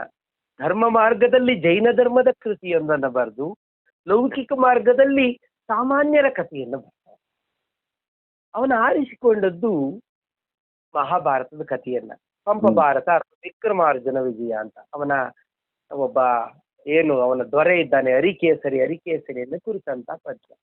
ಅದರ ಹೆಚ್ಚು ವಿವರಕ್ಕೆ ನಾನು ಹೋಗೋದಿಲ್ಲ. ಕುಮಾರವ್ಯಾಸನಿಗಾಗ್ಲಿ ಪಂಪನಿಗಾಗ್ಲಿ ನಾವು ಹೇಳ್ಬೇಕು ಅಂದ್ರೆ ಹೇಗೆ ಅಂತಂದ್ರೆ, ಇಬ್ರು ಎರಡು ಶಿಖರಗಳು, ಬೆಟ್ಟಗಳು. ನನ್ನ ಪ್ರಕಾರ ಇಬ್ರು ಬೆಟ್ಟಗಳು, ಇವರನ್ನ ಹೋಲ್ಸೋದೇ ತಪ್ಪು ಮೊದಲಿಗೆ. ಈ ಬೆಟ್ಟದ ನಡುವೆ ನಾವು ಸಾಹಿತ್ಯದ ಅಣೆಕಟ್ಟನ್ನು ಕಟ್ಕೊಳ್ಬೇಕು. ಹೌದು. ಈ ಸಾಹಿತ್ಯದ ಅಣೆಕಟ್ಟನ್ನು ಕಟ್ಟಿದಾಗ ಈ ಕಾವ್ಯದ ಧಾರೆ ಸರಿಯಾಗಿ ಹರಿದು ಆ ಅಣೆಕಟ್ಟಿನಲ್ಲಿ ತುಂಬಿಕೊಳ್ಳುತ್ತೆ. ಆ ಅಣೆಕಟ್ಟಿನಲ್ಲಿ ತುಂಬಿಕೊಂಡದನ್ನ ನಮಗೆ ಬೇಕಾದಾಗ, ನಮ್ಮ ಮನಸ್ಸಿಗೆ ಮುದ ಬೇಕಾದಾಗ, ಆನಂದ ಬೇಕಾದಾಗ, ನೆಮ್ಮದಿ ಬೇಕಾದಾಗ ಒಂದೊಂದೇ ತೂಬನ್ನ, ನವರಸದ ತೂಬುಗಳು ಅಂತೀವಿ ನಾವು ಅದನ್ನ, ನವರಸದ ಗೇಟ್ಗಳು ಒಂದ್ ಕಡೆ ನೀವು. ರತಿ, ಹಾಸ, ಶೋಕ, ಕ್ರೋಧ, ಉತ್ಸಾಹ, ಭಯ, ಜುಗುಪ್ಸ, ವಿಸ್ಮಯ, ಶಾಂತ, ಇವುಗಳನ್ನ ನಾವು ಸ್ಥಾಯಿ ಭಾವಗಳು ಅಂತೀವಿ, ನವರಸದ ಸ್ಥಾಯಿ ಭಾವಗಳು. ಅದಕ್ಕೆ ಹೋದಾಗ ಮತ್ತೆ ಅಲಂಕಾರಕ್ಕೆ ಹೋಗ್ಬೇಕಾಗತ್ತೆ, ಬೇಡ. ಈ ಒಂದೊಂದಕ್ಕೂ ಒಂದೊಂದು ತೂಬು ಇರುತ್ತೆ, ತೂಬು ಅಂತೀವಿ ನಾವು ಹಳ್ಳಿ ಕಡೆಗಳಲ್ಲಿ. ಅದನ್ನ ನಾವು ಗೇಟು ಅನ್ಕೊಡಿ, ಬಾಗಿಲು. ಮೆಲ್ಲಗೆ ಒಂದರ ಬಾಗಿಲನ್ನು ತಕ್ಕೋಬೇಕು, ಆ ಕಾವ್ಯದ ಆನಂದವನ್ನು ಪಡೀಬೇಕು. ಈ ಕಾವ್ಯದ ಜರಿಯಲ್ಲಿ ಪಂಪ ಅಥವಾ ಕುಮಾರವ್ಯಾಸ ಇಬ್ಬರೇ ಇಲ್ಲ, ಬೇಕಾದಷ್ಟು ಕವಿಗಳಿದ್ದಾರೆ, ಹೆಸರಿರುವ ಹೆಸರಿಲ್ಲದಿರುವ. ಯಾಕೆ ಇದನ್ನು ಹೇಳ್ತೀನಿ ಅಂದ್ರೆ, ನಮ್ಗೆ ಎಷ್ಟೋ ಕವಿಗಳ ಕಥೆ ಗೊತ್ತಿರುತ್ತೆ, ಪದ್ಯ ಗೊತ್ತಿರುತ್ತೆ, ಯಾರು ಬರೆದ್ರು ಅಂತಲೇ ಗೊತ್ತಿರುತ್ತೆ. ಹಾಗಾಗಿ ನಾವು ಹಾಡಿಗಷ್ಟೇ ನಾವು ಸೀಮಿತವಾಗಿರ್ತೀವಿ, ಬರೆದವ್ರು ಯಾರೋ ಗೊತ್ತಿರೋದೇ ಇಲ್ಲ. ಎಷ್ಟೋ ವರ್ಷಗಳವರೆಗೆ ಧರಣಿ ಮಂಡಲ ಮಧ್ಯದೊಳಗೆ ಯಾರು ಬರೆದಿರ್ಲಿಲ್ಲ. ದಿನಗಳಲ್ಲಿ ಅದು ಮಂಡ್ಯ ಜಿಲ್ಲೆಯ ಮದ್ದೂರಿನ ಬಳಿಯ ಶಿಂಷಾ ಬಳಿ ಇದ್ದಂತಹ ಒಬ್ಬ ಮಹನೀಯ ಬರೆದದ್ದು. ಹಾಗೇನೆ ಭಾಸ ಮಹಾಕವಿ ಕೂಡ ಹಾಗೇನೆ, ಅವನು ಕಾಶ್ಮೀರದವನೇ ಆದ್ರೂ ಅವನ ಸಾಹಿತ್ಯ ನಮ್ಗೆ 19ನೇ ಶತಮಾನ ಉತ್ತರಾರ್ಧದಲ್ಲಿ ಕೇರಳದಲ್ಲಿ ಸಿಕ್ತು. 19 ಶತಮಾನಗಳ ಕಾಲ ಭಾಸನ ಕಾವ್ಯ ಸಿಕ್ಕೇ ಇರ್ಲಿಲ್ಲ ನಮ್ಗೆ. ಬೇರೆ ಯಾರೋ ಹೇಳ್ತಾ ಇದ್ರು, ಕೇಳ್ತಾ ಇದ್ವಿ. ಹಾಗೆ ಯಾವಾಗ ಯಾವ ಚಿತ್ರಣ ನಮ್ಮ ಕಣ್ಣು ಮುಂದೆ ಬರುತ್ತೆ ಅನ್ನೋದಕ್ಕೆ ನಾವು ಕಾಯ್ಕೊಂಡಿರ್ಬೇಕು, ಚಾತಕ ಪಕ್ಷಿಗಳ ತರ. ಅದಕ್ಕೆ ಹೇಳಿದೆ ನಾನು, ಪಂಪ ಮತ್ತು ಕುಮಾರವ್ಯಾಸ ಎರಡು ಸಾಹಿತ್ಯದ ಶಿಖರಗಳು. ಆ ಶಿಖರಗಳಿಗೆ ನಾವು ಅಣೆಕಟ್ಟನ್ನು ಹಾಕಿಕೊಳ್ಳೋಣ. ಸಾಹಿತ್ಯ ಸರಿ ಬಂದು ನಿಂತ್ಕೊಳ್ಳಿ, ಜೀವಜಲ ಇರುತ್ತೆ, ಬೇಕಾದಾಗ ಪೂರೈಸ್ಕೊಳ್ಳೋಣ. ಇದೇ ಪ್ರಶ್ನೆ ನನಗೆ 1990ರಲ್ಲಿ ಒಂದು ದೊಡ್ಡ ಸಮಾರಂಭದಲ್ಲಿ ಕೇಳಿದ್ರು, ಕುವೆಂಪು ದೊಡ್ಡವರು ಬೇಂದ್ರೆ ದೊಡ್ಡವರು ಅಂತ. ಅದಕ್ಕೆ ನಾನು ಉತ್ತರ ಕೊಟ್ಟೆ, ಒಬ್ರು ರಾಷ್ಟ್ರಕವಿ, ಒಬ್ರು ವರಕವಿ. ಇಬ್ಬರು ದಾರಿ ಬೇರೆ, ಗುರಿ ಒಂದೇ. ಅದೇ ಹೌದು. ಸಾಹಿತ್ಯವನ್ನ ಆರಾಧಿಸಿ ಸಂಸ್ಕೃತ ಭೂಯಿಷ್ಠವಾಗಿ ಅದನ್ನೆಲ್ಲ ತಂದು ಕೊಟ್ಟವರು ಕುವೆಂಪು. ಆ ಚಿಂತನೆಗಳನ್ನ, ಸಚ್ಚಿಂತನೆಗಳನ್ನ ಆಯ್ದುಕೊಂಡು ಅವುಗಳನ್ನ ಅದ್ಭುತವಾದ ಕನ್ನಡದಲ್ಲಿ ಕೊಟ್ಟವರು ಬೇಂದ್ರೆ. ಹಾಗಾಗಿ ಬೇಂದ್ರೆಯವರ ಕಾವ್ಯವೇ ಅದರ ದಾಟಿಯೇ ಬೇರೆ. ಅದರಲ್ಲಿ ನಾದ ಇದೆ, ಪದಗಾರುಡಿ ಇದೆ, ಇದು ಶಬ್ದಗಾರುಡಿ ಇದ್ರೆ ಇವರು ಶಬ್ದ ಬ್ರಹ್ಮ. ಇಂತಹ ಪದಗಳನ್ನು ಕೊಟ್ಬಿಡ್ತಾರೆ. ನಾವು ಐ ಲವ್ ಯು ರೂಪಸಿ ಅಂತೀವಿ, ರೂಪಸಿ ಪದ ಕುವೆಂಪು ಕೊಟ್ಟಿದ್ದು. ತರುಲತೆ ತರುಶಿವ ಕೊಟ್ಟಿದ್ದು ಕುವೆಂಪು. ಸಸ್ಯಕಾಶಿ ಕುವೆಂಪುರವರ ಸೃಜಿಸಲ್ಪಟ್ಟಂತಹ ಪದ.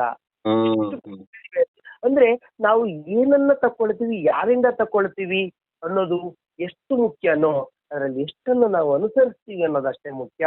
ಪಂಪ ಹಳೆಗನ್ನಡ ಕಾವ್ಯದ ಅಧಿಪತಿ ಆದರೆ ಕುಮಾರವ್ಯಾಸ ನಡುಗನ್ನಡದ ಸಂಪನ್ನ. ನಾವು ಸಂಪನ್ನ ಅಂದ್ರೆ ಎಲ್ಲ ಹೊಂದಿದವನು ಅಂತ. ಆದ್ರೆ ಕುಮಾರವ್ಯಾಸ ಯಾಕತ್ರ ಆದ ಅಂದ್ರೆ ಅವನ ಭಾಮಿನಿಯಿಂದ, ಜನ ಅದನ್ನ ಹಾಡಿಕೊಂಡಿದ್ರಿಂದ, ಜನ ಅದನ್ನ ಗುಣಗಿದ್ರಿಂದ. ಪಂಪನ ಕಾವ್ಯಕ್ಕೆ ವ್ಯಾಖ್ಯಾನ ಬೇಕು, ಕುಮಾರವ್ಯಾಸನ ಕಾವ್ಯಕ್ಕೆ ವ್ಯಾಖ್ಯಾನವಿಲ್ಲದಿದ್ದರೂ ಅರ್ಥವಾಗುತ್ತೆ. ಅದಕ್ಕೆ ಭಾರತದೊಳೊಂದು ಅಕ್ಷರವ ಕೇಳಿದವರಿಗೆ ವೇದ ಪಾರಾಯಣದ ಫಲ ಅಂತ ಅಲ್ವಾ? ಅಷ್ಟು ಚಂದ ಹೇಳ್ತಾನವನು. ಎಷ್ಟು ಚಂದ ಹೇಳ್ತಾನೆ ಅಂದ್ರೆ ಅದನ್ನ ನೀವು ಒಂದು ಪದ್ಯ ಹಂಚ್ಕೊಳ್ತೀನಿ ನಿಮ್ಗೆ. ಹೇಳಿ ಹೇಳಿ. ವಿರಾಟ ಪರ್ವದಲ್ಲಿ ಏನ್ ಕತೆ ಆಯ್ತು ಅನ್ನೋದನ್ನ ನಾವು ಬೇಕಾದಷ್ಟು ಹೇಳ್ಕೊಂಡ್ ಬರ್ತೀವಿ. ಎಲ್ಲ ವನವಾಸ ಮುಗಿಸ್ಕೊಂಡು ಅಜ್ಞಾನವಾಸದಲ್ಲಿ ಬಂದ್ರು ಅಂತೇಳಿ. ಅದನ್ನ ಎಷ್ಟು ಚಂದ ಒಂದು ಪದ್ಯದಲ್ಲಿ ಹೇಳ್ತಾನೆ ಅಂದ್ರೆ ಕುಮಾರವ್ಯಾಸ, ನೀವು ನೆನೆಸ್ಬೇಕು ಅವನ್ನ. ಚವನ ಮಗ ಸನ್ಯಾಸಿ ವೇಷದಿ ಪವನ ಸುತ ಬಾಣ ಸಿಗತನದಲ್ಲಿ ದಿವಿಜರಾಯನ ತನಯ ನಿರ್ದ ಶಿಖಂಡಿ ವೇಷದಲ್ಲಿ ಅವಳಿ ಮಕ್ಕಳು ತುರಗ ಗೋಬ್ರಜ ನಿವಹಕಾದರು ಕಮಲಮುಖಿ ಕಾಲವನು ಕಳೆದಳು ರಾಯ ನರಸಿಯ ಕೆಳದಿಯರ ಕೂಡೆ. ಆರೇ ಸಾಲು, ವಿರಾಟ್ ಪರ್ವ ಕತೆ ಪೂರ್ತಿ ಬಂದ್ಬಿಡ್ತಾ. ಜವನ ಮಗ ಸನ್ಯಾಸಿ ವೇಷದಿ. ಜವ ಅಂದ್ರೆ ಯಮ, ಯಮನ ಮಗನಾದ ಧರ್ಮರಾಯ ಕಂಕನೆಂಬ ಹೆಸರಿನಿಂದ ಸನ್ಯಾಸಿ ವೇಷದಲ್ಲಿ ಆ ವಿರಾಟ್ ರಾಯನ ಜೊತೆ ಜೂಜಾಡ್ಕೊಂಡು ಕೂತಿದ್ದ. ಪವನ ಸುತ ಬಾಣಸಿಗ ತನದಲ್ಲಿ. ಪವನ ಸುತ ವಾಯುವಿನ ಪುತ್ರ ಭೀಮ ಅಡಿಗೆ ಮಾಡ್ಕೊಂಡಿದ್ದ. ದಿವಿಜರಾಯನ ತನಯನಿದ್ದ ಶಿಖಂಡಿ ವೇಷದಲ್ಲಿ. ಎಂತಹ ವ್ಯಂಗ್ಯ ಇದು. ದಿವಿಜ ಅಂದ್ರೆ ದೇವತೆಗಳು. ನಮ್ ದಿವಿಜಿಯವ್ರನ್ನು ದಿವಿಜರು ಅಂತ ಕರೆಯೋದು ನಾವು. ನಾನು ಎಲ್ಲೋದ್ರೂ ಅದಕ್ಕೆ ಬಂದ್ಬಿಡ್ತೀನಿ, ಆ ಪ್ರಶ್ನೆ ಬೇರೆ. ದಿವಿಜರಾಯ ಇಂದ್ರನ ಮಗ. ದಿವಿಜರಾಯ ಅಂದ್ರೆ ದೇವರ ಒಡೆಯ ಯಾರು, ದೇವರ ರಾಜ ಯಾರು? ಇಂದ್ರ. ಇಂದ್ರನ ಮಗ ಇದ್ದದ್ದು ಶಿಖಂಡಿ ವೇಷದಲ್ಲಂತೆ. ನೋಡ್ರಿ, ಇಂಥ ವಿಚಿತ್ರ ವ್ಯಂಗ್ಯ ಅಲ್ವಾ ಇದು? ಎಂತವನ ಮಗ ಹೆಂಗೆ ಅಂತ ಹೇಳಿ. ಇನ್ನು ಈ ನಕುಲ ಸಹದೇವರ ಬಗ್ಗೆ ಬಹಳ ಚೆನ್ನಾಗಿ ಒಂದೇ ಸಾಲ ಹೇಳ್ಬಿಡ್ತಾನೆ. ಅವಳಿ ಮಕ್ಕಳು ತುರಗ ಗೋವ್ರಜ ನಿವಾರಕಾದರು.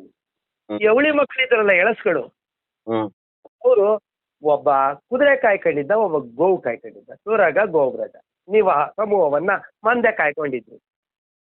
ಕಮಲಮುಖಿ ದ್ರೌಪದಿ ಕಾಲವನ್ನು ಕಳೆದಳು ರಾಯ ನರಸಿಯ ಕೆಳದಿಯರ ಕೂಡೆ. ಇದೊಂದು ಸಾಲ್ ಸಾಕ್ರಿ.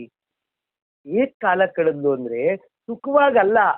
ರಾಯ ನರಸಿ, ವಿರಾಟ್ ರಾಯನ ಪತ್ನಿಯಾದ ಸುದೇಶ್ನೇ ಏನಿದ್ದಾಳೆ, ಸುದೇಶ್ನೆಯರ ಕೆಳದಿ ಸಖಿಯರ ಜೊತೆಯಲ್ಲಿ, ದಾಸಿಯರ ಜೊತೆಯಲ್ಲಿ ಸೈರಂಧ್ರಿಯಾಗಿ. ಇದನ್ನ ಅರ್ಥ ಮಾಡಿಕೊಂಡಾಗ ಇಡೀ ವಿರಾಟ ಪರ್ವದ ಚಿತ್ರ ನಮ್ ಕಣ್ಮುಂದೆ ಬರುತ್ತಲ್ವಾ? ಹಾಗಾಗಿ ಇಂತಹ ರೂಪಕಗಳನ್ನ ಅವನು ಕಟ್ಟಿಕೊಡೋದ್ರಿಂದಲೇ ಅವನನ್ನ ರೂಪಕ ಸಾಮ್ರಾಜ್ಯದ ಚಕ್ರವರ್ತಿ. ಹಾಗಾಗಿ ನಮಗೆ ಯಾವಾಗ್ಲೂ ಹತ್ರವಾಗ್ತಾನೆ. ನಾನು ಒಂದು ಹೆಚ್ಚು ಕಡಿಮೆ ಕುಮಾರವ್ಯಾಸದ ಭಾರತದ ಬಗ್ಗೆನೇ ಒಂದು 1000 ಉಪನ್ಯಾಸ ಕೊಟ್ಟಿದ್ದೆ. ಹಿಂದೆ ನಾನು ವಾಟ್ಸಪ್ ಗ್ರೂಪ್ಗಳಲ್ಲೂ ಕೂಡ ಪ್ರತಿನಿತ್ಯ ಕುಮಾರವ್ಯಾಸ ಭಾರತದ ವಾಚನವನ್ನ ನಮ್ಮ ಸ್ನೇಹಿತರಾದಂತಹ ಬನಾಸು ಅವರ ಜೊತೆಯಲ್ಲಿ ಅವರು ವಾಚನ ಮಾಡ್ತಾ ಇದ್ರು, ನಾನು ವ್ಯಾಖ್ಯಾನ ಮಾಡ್ತಾ ಹಂಚ್ಕೊಂಡಿದ್ದೆ. ಅದು ಎಲ್ಲಿಯೋ ಇದೆ ಹುಡುಕಿದ್ರೆ ಸಿಗುತ್ತಪ್ಪ ಅಷ್ಟೇ. ಹಾಗಾಗಿ ಪಂಪ ಮತ್ತು ಕುಮಾರವ್ಯಾಸರು, ಪಂಪ ಕನ್ನಡ ಸಾಹಿತ್ಯದ ಕಣ್ಣಾದ್ರೆ ಕುಮಾರವ್ಯಾಸ ಹೃದಯ ರೀ.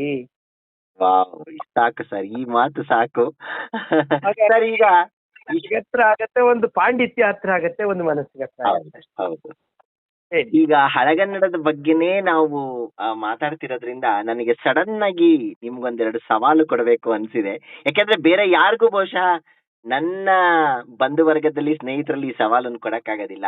ನಾನು ಒಂದು ಪದ ಹೇಳ್ತೀನಿ, ಅದಕ್ಕೆ ನೀವು ಯಾವ್ದಾದ್ರು ಒಂದು ಹಳಗನ್ನಡದ ಪದ್ಯನೋ ಅಥವಾ ಆ ಸಂದರ್ಭನೋ ಅರ್ಧದಿಂದ 3/4 ನಿಮಿಷ ಅಷ್ಟೇ, ಸಮಯನೂ ಅಭಾವ ಇದೆ, ಅಷ್ಟನ್ನ ಹೇಳ್ಬೇಕು ನೀವು. ಈ ಸವಾಲು ಪ್ರಯತ್ನ ಮಾಡ್ತೀನಿ. ಸಾವು ಸಾವು ಸಾವು ಸಾವು ಸಾವಿಗೆ ನಮ್ಮ ಚಂದ್ರಮತಿಯ ಪ್ರಲಾಪ.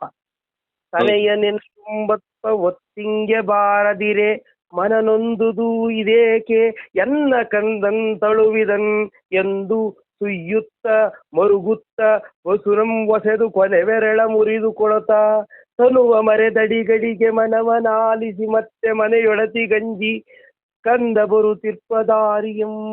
ಇಲ್ಲಿ ಸಾವು ಒಂದು ಸನ್ನಿವೇಶವಾಗಿ ಬರುತ್ತೆ. ಅಲ್ಲಿ ಅದ್ರ ಮುಂದಕ್ಕೆ ಹೇಳ್ತಾ ಹೋಗ್ತಾನೆ. ಉತ್ತದ ಮೇಲೆ ಇದ್ದಂತಹ ಸಂದರ್ಭ, ಅವನು ಹಾವು ಕಚ್ಚಿದಂತಹ ಸಂದರ್ಭ, ಸತ್ತವನು ಮೃತಿಯಾದ ಸಂದರ್ಭ, ಎದ್ದಿದ್ದಾನೋ ಬದುಕಿದ್ದಾನೋ, ಅದನ್ನ ಇನ್ನೂ ಒಂದು ಹೇಳ್ಬೇಕಂದ್ರೆ ನಾನು ರನ್ನದಲ್ಲಿ ಎತ್ಕೊಂಡ್ಬಿಡ್ತೀನಿ ಸುಲಭವಾಗಿ. ಮೃತ ಪಟಹಂ ಜಯ ಪಟಹಂ ಚಿತಾಗ್ನಿ ಧೂಮಂ ಜಯಧ್ವಜಂ ಜನ ಕರುಣಾರುತಿ ಜಯ ಮಂಗಳ ಋತಿಯೇನೆ ಕೃತಾಂತ ರಾಜಂಗೆ ರಾಜ್ಯ ಚಿನ್ನಂ ಇವಲ್ತೆ. ಎಷ್ಟು ಚಂದ ಹೇಳ್ತಾನೆ ಅಂದ್ರೆ, ಮೃತಪಟಹಂ ಸತ್ತವ್ರ ಮುಂದೆ ತಮಟೆ ಬಡ್ಕೊಂಡು ಹೋಗ್ತಾರೆ. ಅದು ಸತ್ತವ್ರ ಮುಂದೆ ತಮಟೆ ದುಃಖದ ಸಂಕೇತವಾದ್ರೆ, ಯಮರಾಜನ ಮುಂದೆ ಅದು ಜಯಪಟಹ ಅಂತೆ, ಜಯದ ತಮಟೆ ಅಂತೆ. ಚಿತಾಗ್ನಿ ಧೂಮಂ ಸಾಮಾನ್ಯವಾಗಿ ಸತ್ತವ್ರ ಮುಂದೆ ಒಂದು ಮಡಿಕೆಯಲ್ಲಿ ಬೆಂಕಿ ಹಾಕೊಂಡು ಹಿಡ್ಕೊಂಡು ಹೋಗ್ತಾರೆ, ಅದರಿಂದ ಹೊಗೆ ಬರುತ್ತೆ, ಅದು ಚಿತೆಯ ಅಗ್ನಿ ಧೂಮ. ಚಿತೆಗೆ ಅದನ್ನ ಚಿತೆಗೆ ಹಾಕ್ತಾರೆ, ಕೊನೆಯಲ್ಲಿ ಅದನ್ನ ಸುಡಕ್ ಹಾಕ್ತಾರೆ. ಅದನ್ನ ಯಮನ ಧ್ವಜ, ಹೊಗೆಯ ಧ್ವಜ ಅದು ಯಮನಿಗೆ. ಜನ ಕರುಣಾರುತಿ, ಜನ ಬಾಯ್ ಬಡ್ಕೊಳ್ತಿದ್ದಾರೆ, ಅಯ್ಯೋ ಹೋಗ್ಬಿಟ್ಟಿಯಪ್ಪ ಅಂತ. ಜಯಮಂಗಳ ಋತಿಯೇನೆ, ಅದು ಯಮನಿಗೆ ಒಂದಿಮಾಗಿದ್ರು ಹೊಗಳೋ ರೀತಿಯಂತೆ, ಆಹಾ ಕರ್ಕೊಂಡು ಹೋಗ್ತಿದ್ದಾನೆ ಅಂತ. ಕೃತಾಂತ ರಾಜಂಗೆ, ಕೃತಾಂತ ಅಂದ್ರೆ ಯಮನಿಗೆ, ರಾಜ್ಯ ಚಿನ್ನಮಿವಲ್ತೆ, ಇವೇ ಅಲ್ವೇ ಚಿಹ್ನೆ, ನಾವಿಗೆ ಇದಕ್ಕಿಂತ ಉದಾಹರಣೆ ಬೇಕೆ? ಅಯ್ಯೋ ಆಯ್ತು ಸರ್. ಈಗ ಮುಂದಿನ ಪದ ಪ್ರೇಮ. ಪ್ರೇಮ ಪ್ರೇಮ ಅಂತಂದ್ರೆ ನಮಗೆ ಮೊದಲಿಗೆ ಕಾಣಿಸೋದೇ ಅದ್ಭುತವಾದ ಕರ್ನಾಟಕ ಕಾದಂಬರಿ ಚಂದ್ರಪೀಡ ಮಹಾಶ್ವೇತೆಯರ ಪ್ರಸಂಗ. ಅದ್ಭುತವಾದ ಪುಂಡರೀಕ ಮತ್ತು ಮಹಾಶ್ವೇತೆ, ಚಂದ್ರಪೀಡ ಮತ್ತು ಕಾದಂಬರಿ. ಇದನ್ನು ಕುರಿತು ಕುವೆಂಪು ಒಂದು ಕಡೆ ಹೇಳ್ತಾರೆ, ಪ್ರೇಮದ ಸಾಮ್ರಾಜ್ಯದ ಮೇಲೆ ಕಾವ್ಯ ಬಾವುಟ ಅಂತ. ಅಲ್ಲಿ ಚಂದ್ರಪೀಡ ಬರ್ತಾನೆ. ಚಂದ್ರಪೀಡ ಬಂದಾಗ ಆ ಅಚ್ಚೋದ ಸರೋವರದ ಒಂದು ಸನಿಹ ಬರ್ತಾನೆ. ಅಚ್ಚೋದ ಸರೋವರ ಕೇಳಿದ್ದೀರಿ ನೀವು, ಇವತ್ತಿನ ಮಾನಸ ಸರೋವರ ಅನ್ಕೊಳ್ಳಿ. ವೈಶಂಪಾಯನ ಸರೋವರ ದುಃಖಕ್ಕೆ ಸಂಕೇತವಾದ್ರೆ ಅಚ್ಚೋದ ಸರೋವರ ಸುಖದ ಸಂಕೇತ.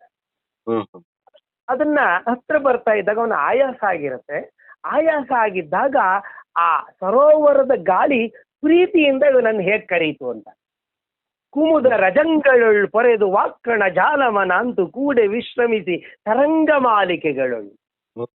ಆ ಗಾಳಿ ಸರೋವರದ ಅಲೆಯ ಮೇಲೆ ತೇಲ್ಕೊಂಡು ಬರುತ್ತಲ್ಲ, ಆಗ ನೀರಿನ ಕಣಗಳನ್ನ ಎತ್ಕೊಂಡು ಬಂತಂತೆ. ಎತ್ಕೊಂಡು ಬಂದು ಆ ಗಾಳಿಯಲ್ಲಿ ತೇಲಿ ಬಂದಂತ ನೀವು ಇದನ್ನ ಅನುಭವಿಸ್ಬೇಕು ಅಂದ್ರೆ, ಈ ಫ್ಯಾನ್ ಇಲ್ದೇ ಇರೋ ಕಾಲದಲ್ಲಿ ನಾವು ಈ ಮರದ ಬೀಸಣಿಗೆ ಇತ್ತು, ಬೀಸ್ಕೋಬೇಕಾದ್ರೆ ನೀರ್ ಗದ್ಬಿಟ್ಟು ಬೀಸ್ಕೊಳ್ಳೋವು, ನೆನ್ಪಿರ್ಬಹುದು. ಈ ನೀರ್ ಗದ್ಬಿಟ್ಟು ಬೀಸಿದ್ರೆ ಆ ನೀರಿನ ಕಣಗಳು ಮೈ ಮೇಲೆ ಬೀಳುತ್ತೆ, ತಣ್ಣಗಾಗತ್ತೆ. ಹಾಗೆ ಸರೋವರದ ಮೈ ಮೇಲಿನ ಒಂದು ಕಣಗಳು ಅತ್ಯಂತ ಪ್ರೀತಿಯಿಂದ ಬಂದು ಇವನನ್ನ ಒಸೆದು ಅಮರ್ದು ಒಪ್ಪಿಕೊಂಡು ಕರೆವಂತೆ ಓಲ್ ಆ ಮನುಜೇಂದ್ರ ಚಂದ್ರನ ಒಂದು ಪ್ರೇಮಕ್ಕೆ, ಒಂದು ಪ್ರೇಮದ ಸೌಧಕ್ಕೆ ಇದಕ್ಕಿಂತ ಒಳ್ಳೇದು ಬೇಕಾಗೇ ಇಲ್ಲ ನಮಗೆ. ಪ್ರೇಮ ಬೇಕಾದಷ್ಟು ಇರುತ್ತೆ ಅಲ್ಲ, ಅದು ಪ್ರೇಮ ಬೇಕಾದಷ್ಟು ಇರುತ್ತೆ. ನಾನು ಯಾಕೆ ಇದನ್ನ ಆಯ್ಕೊಂಡೆ ಅಂದ್ರೆ, ಕೇವಲ ಗಟ್ಟಿ ಹೆಣ್ಣಿನ ಪ್ರೇಮವಷ್ಟೇ ಪ್ರೇಮವಲ್ಲ ಪ್ರೇಮ. ನೀವು ಅದನ್ನು ಬಿಟ್ರೆ ನಾವು ರಗಳೆ ತಕೊಂಡ್ರೆ, ಪುಷ್ಪರಗಳೆ ಅಂತ ಒಂದು ಬರುತ್ತೆ ಹರಿಹರ ಕವಿದು, ಅದರಲ್ಲಿ ಅವನು ಹೂ ಕೇಳಕ್ ಬರ್ತಾನೆ ಭಗವಂತನಿಗೆ ಅರ್ಪಿಸೋಕೆ ಅಂತ ಹೇಳಿ. ಅದನ್ನು ಹೇಳುವಾಗ ಹೇಳ್ತಾನೆ, ಅಳಿ ಎರಗದ ಅನಿಲ ನಲುಗದ ರವಿಕರಂಪುರದ ಪುಗದ ಹೂಗಳನ್ನಾಯ್ತಂದು. ತುಂಬಿ ಮುಟ್ಟಿರಬಾರ್ದು, ಗಾಳಿ ಅಳ್ಳಾಡ್ಸಿರ್ಬಾರ್ದು. ಬೆಳಗಿನ ಜಾವ ಅಳ್ಳಾಡುದಿಲ್ಲ ಗಾಳಿ, ಹಾಗೆ ಇರುತ್ತೆ. ರವಿಕರಂಪುಗದ ಸೂರ್ಯ ಕಿರಣವು ಸೋಕದಂತಹ ಹೂಗಳನ್ನ ಆಯ್ಕೊಂಡು ಬಂದು ಪ್ರೀತಿಯಿಂದ ನಿನಗೆ ಅರ್ಪಿಸ್ತೇನೆ. ಯಾರು ನೀನು? ವಿರೂರು ಪಾಪಾಕ್ಷ ಎನ್ನುತ್ತೆ ಅಂತಾನೆ. ಆ ದೇವ್ರ ಮೇಲೆ ಪ್ರೀತಿ ಬಿಟ್ಬಿಟ್ಟಾಗ ಪದಾನು ಕೂಡ ಹಿಂದಿ ಬಿಡ್ತಾನೆ ಅವನು. ವಿರೂಪಾಕ್ಷ ಅನ್ನೋದನ್ನ ವಿರೂರು ಪಾಪಾಕ್ಷ ಎನ್ನುತ್ತೆ ಬಂದಂತೆ ಅಂತ ಪ್ರೀತಿಯಿಂದ.